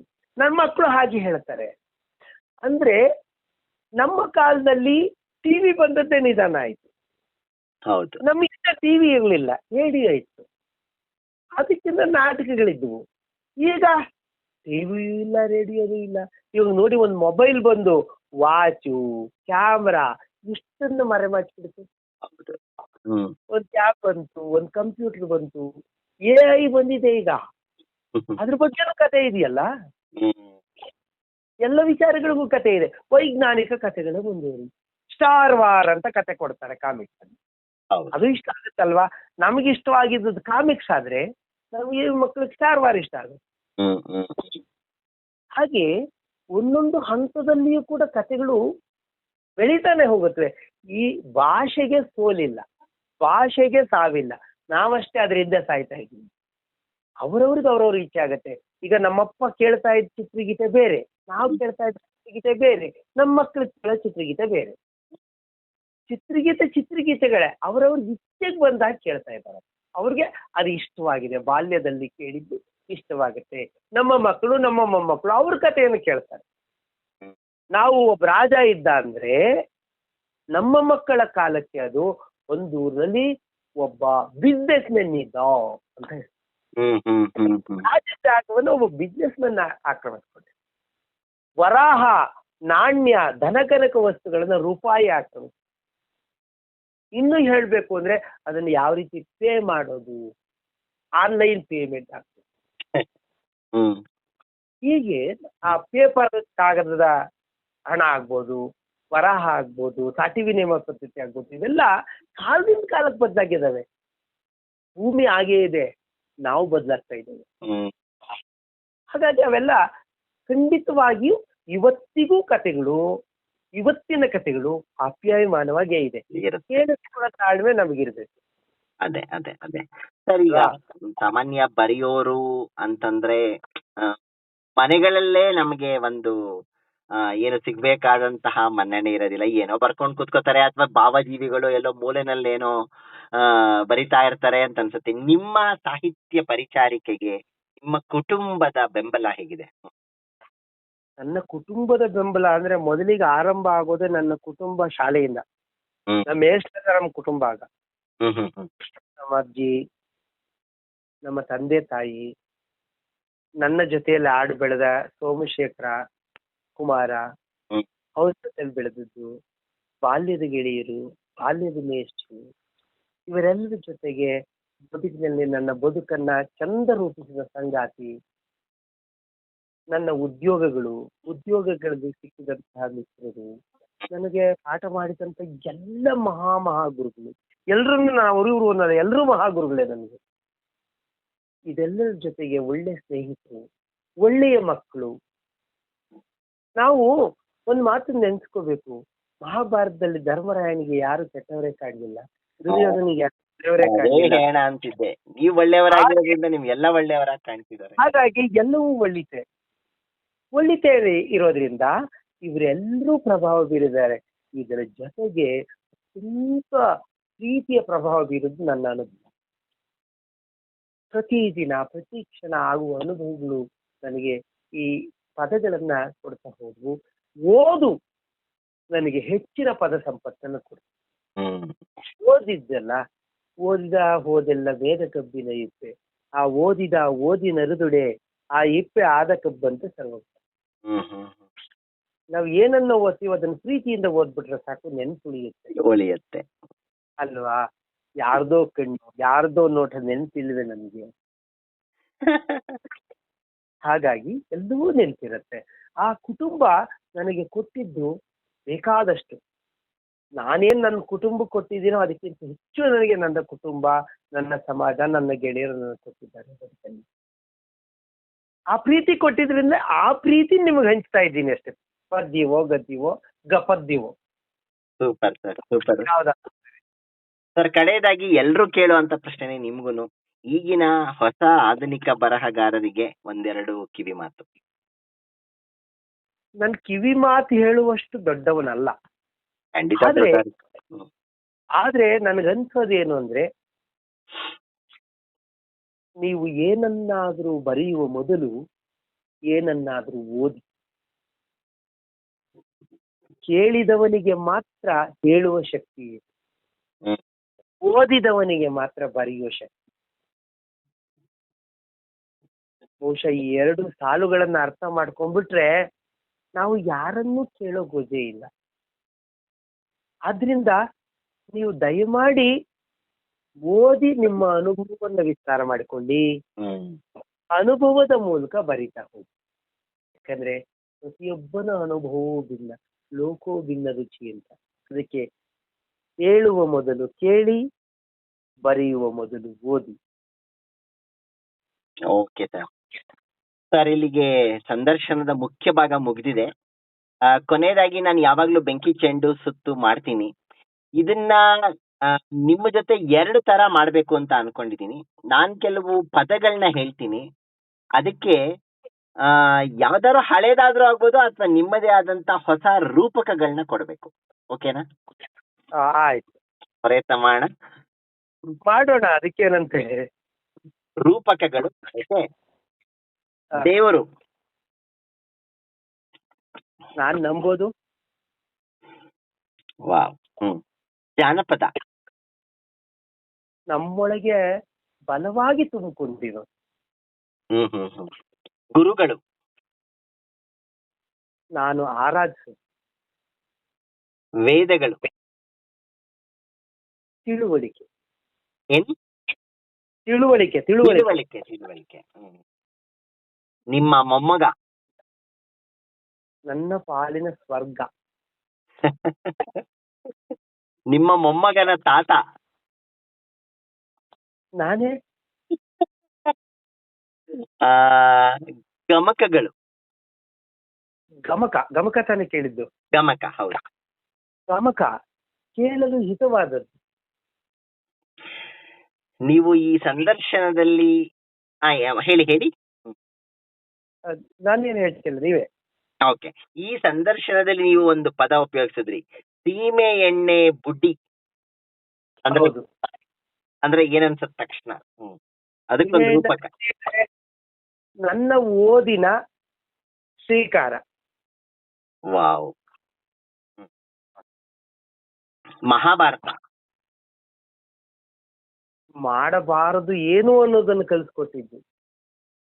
ವಾವ್. ಅಂತಃಪುರ ಗೀತೆ. ಸೌಂದರ್ಯವನ್ನ ನಮ್ಮ ಕಣ್ಣೆದುರಿಗೆ ಅದ್ಭುತವಾಗಿ ತೆರೆದಿಟ್ಟಿದ್ದು. ಓಕೆ. ಕಡೆಯದಾಗಿ 2 ಪ್ರಶ್ನೆ ರೂಪಕಗಳಿಗೆ. ಪ್ರಕೃತಿ. ಪ್ರಕೃತಿ ನಮ್ಮ ಸುತ್ತ ನಮ್ಮನ್ನ ಸದಾ ಕಾಯುವ ಶಕ್ತಿ. ಕಡೆಯದಾಗಿ ಬದುಕು. ನಾವು ಅನುಭವಿಸುತ್ತಿರೋದು. ಓಕೆ. ಈಗ ಬೆಂಕಿ ಚೆಂಡು ಸುತ್ತಿನ ಇನ್ನೊಂದು ಅವತಾರ ನಿಮಗೋಸ್ಕರನೇ ನಾನು ಯೋಚನೆ ಮಾಡದೆ ಈಗ ತಾನೇ ಹೊಳೆದಿದ್ದು. ನಾನು ಕೆಲವು ಕವಿಗಳನ್ನ ಹೇಳ್ತೀನಿ. ಅವರ ವಿಶೇಷ ಅಥವಾ ವೈಶಿಷ್ಟ್ಯವನ್ನ ಒಂದು ಪದದಲ್ಲಿ ಹೇಳ್ಬೇಕು. ಆದಷ್ಟು ಒಂದು ಪದ. ಓಕೆ. ಆಗ್ಲಿ. ಈಗ ತಾನೇ ಇತ್ತೀಚೆಗೆ ತೀರ್ಕೊಂಡಂತಹ HS ವೆಂಕಟೇಶ್ ಮೂರ್ತಿ. ಪ್ರೀತಿ. BR ಲಕ್ಷ್ಮಣ್ ರಾವ್. ವಾಸ್ತವ. ವಾವ್. ದೊಡ್ಡರಂಗೇಗೌಡರು. ಜಾನಪದ. ಸ್ವಲ್ಪ ಹಿಂದಕ್ಕೆ ಹೋಗೋಣ. ಕಾಳಿದಾಸ. ಉಪಮೆ. ನಿಮ್ಮ ನೆಚ್ಚಿನ ಪಂಪ. ಗುರು. ಕುಮಾರವ್ಯಾಸ. ಹೃದಯ. ರನ್ನ. ಶಕ್ತಿ. ಬಸವಣ್ಣನವರು.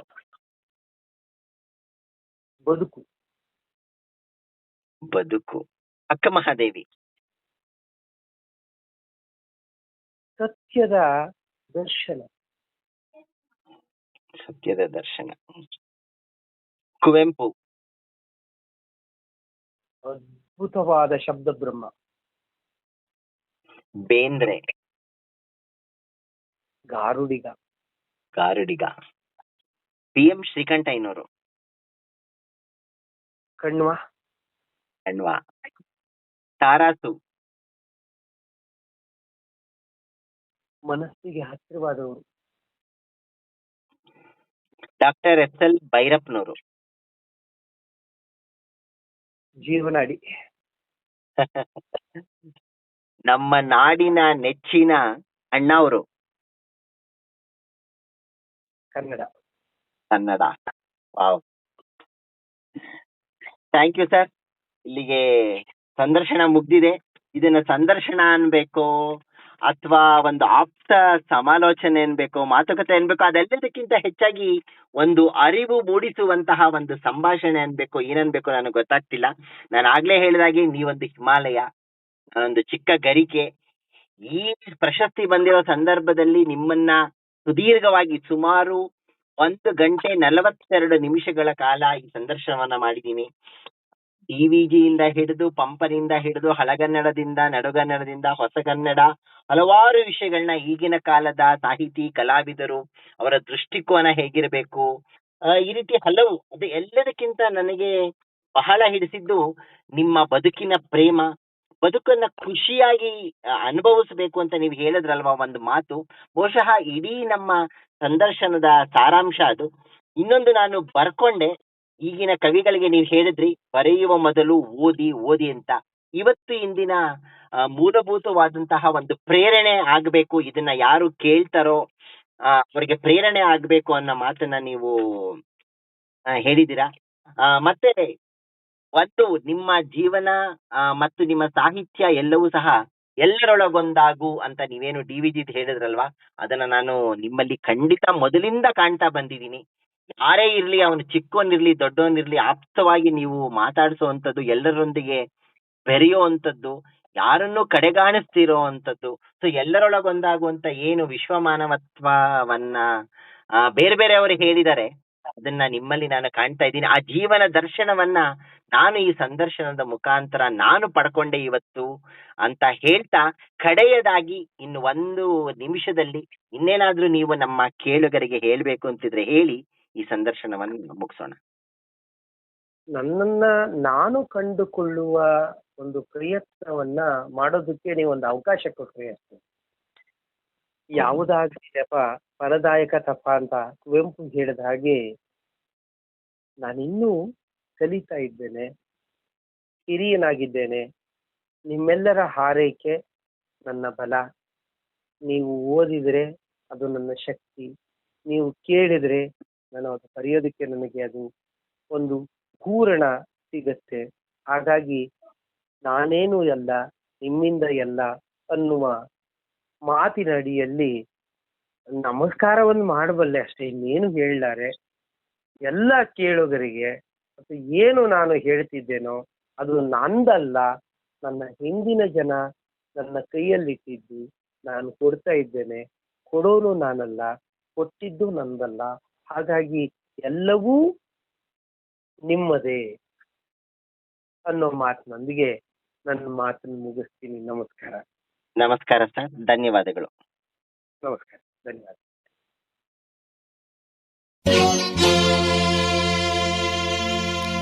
ಬದುಕು ಜಟಕಾ ಬಂಡಿ, ಬದುಕು ಜಟಕಾ ಬಂಡಿ, ವಿಧಿಯದರ ಸಾಹೇಬ. ಕುದುರೆ ನೀನ್ ಅವನು ಪೇಳ್ದಂತೆ ಪಯಣಿಗರು, ಕುದುರೆ ನೀನ್ ಅವನು ಪೇಳ್ದಂತೆ ಪಯಣಿಗರು. ಮದುವೆಗೋ ಮಸಣಕೋ ಹೋಗೆಂದ ಕಡೆಗೋಡು, ಪದ ಕುಸಿಯ ನೆಲವಿಹುದು ಮಂಕುತಿಮ್ಮ, ಪದ ಕುಸಿಯ ನೆಲವಿಹುದು ಮಂಕುತಿಮ್ಮ, ಪದ ಕುಸಿಯ ನೆಲವಿಹುದು ಮಂಕುತಿಮ್ಮ.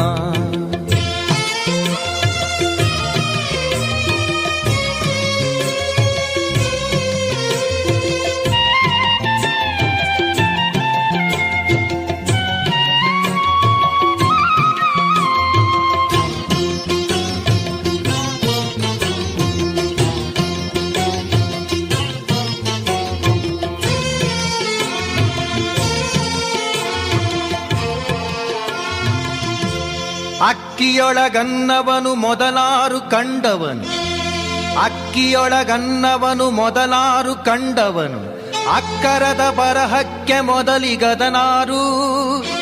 ಲೆಕ್ಕವಿರಿಸಿಲ್ಲ ಜಗತನ್ನಾದಿ ಬಂಧುಗಳ, ಲೆಕ್ಕವಿರಿಸಿಲ್ಲ ಜಗತನ್ನಾದಿ ಬಂಧುಗಳ.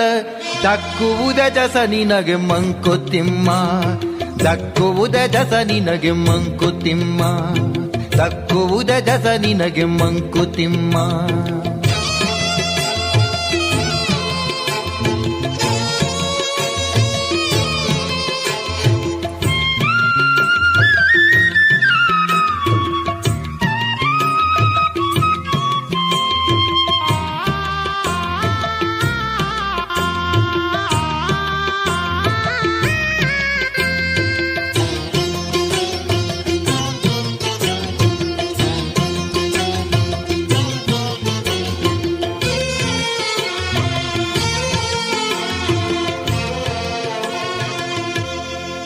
ಇಳೆಯಿಂದ ಮೊಳಕೆ ಒಗೆ ಒಂದು ತಮಟೆಗಳಿಲ್ಲ, ಇಳೆಯಿಂದ ಮೊಳಕೆ ಒಗೆ ಒಂದು ತಮಟೆಗಳಿಲ್ಲ, ಫಲಮಾಗು ಒಂದು ತುತ್ತೂರಿದನಿಗಿಲ್ಲ.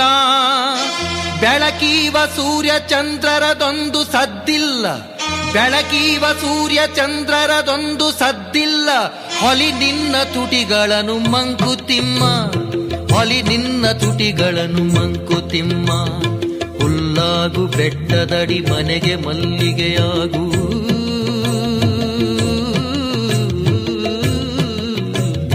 ಹುಲ್ಲಾಗು ಬೆಟ್ಟದಡಿ ಮನೆಗೆ ಮಲ್ಲಿಗೆಯಾಗು. ಕಲ್ಲಾಗು ಕಟ್ಟಗಳ ಮಳೆಯ ವಿಧಿ ಸುರಿಯೇ, ಬೆಲ್ಲ ಸಕ್ಕರೆಯಾಗು ದೀನ ದುರ್ಬಲರಿಂಗೆ, ಬೆಲ್ಲ ಸಕ್ಕರೆಯಾಗು ದೀನ ದುರ್ಬಲರಿಂಗೆ. ಎಲ್ಲರೊಳಗೊಂದಾಗೋ ಮಂಕುತಿಮ್ಮ, ಎಲ್ಲರೊಳಗೊಂದಾಗೋ ಮಂಕುತಿಮ್ಮ. ನಗುವು ಸಹಜದ ಧರ್ಮ, ನಗಿಸುವುದು ಪರಧರ್ಮ. ನಗುವು ಸಹಜದ ಧರ್ಮ, ನಗಿಸುವುದು ಪರಧರ್ಮ. ನಗುವ ಕೇಳುತ್ತ ನಗುವುದು ಅತಿಶಯದ ಧರ್ಮ. ನಗುವ ನಗಿಸುವ ನಗಿಸಿ ನಗುತ್ತ ಬಾಳುವ ವರವ ಮಿಗೆ ನೀನು ಬೇಡಿಕೊಳ್ಳು ಮಂಕುತಿಮ್ಮ, ಮಿಗೆ ನೀನು ಬೇಡಿಕೊಳ್ಳು ಮಂಕುತಿಮ್ಮ. ಮಂಕುತಿಮ್ಮ ಮಂಕುತಿಮ್ಮ ಮಂಕುತಿಮ್ಮ.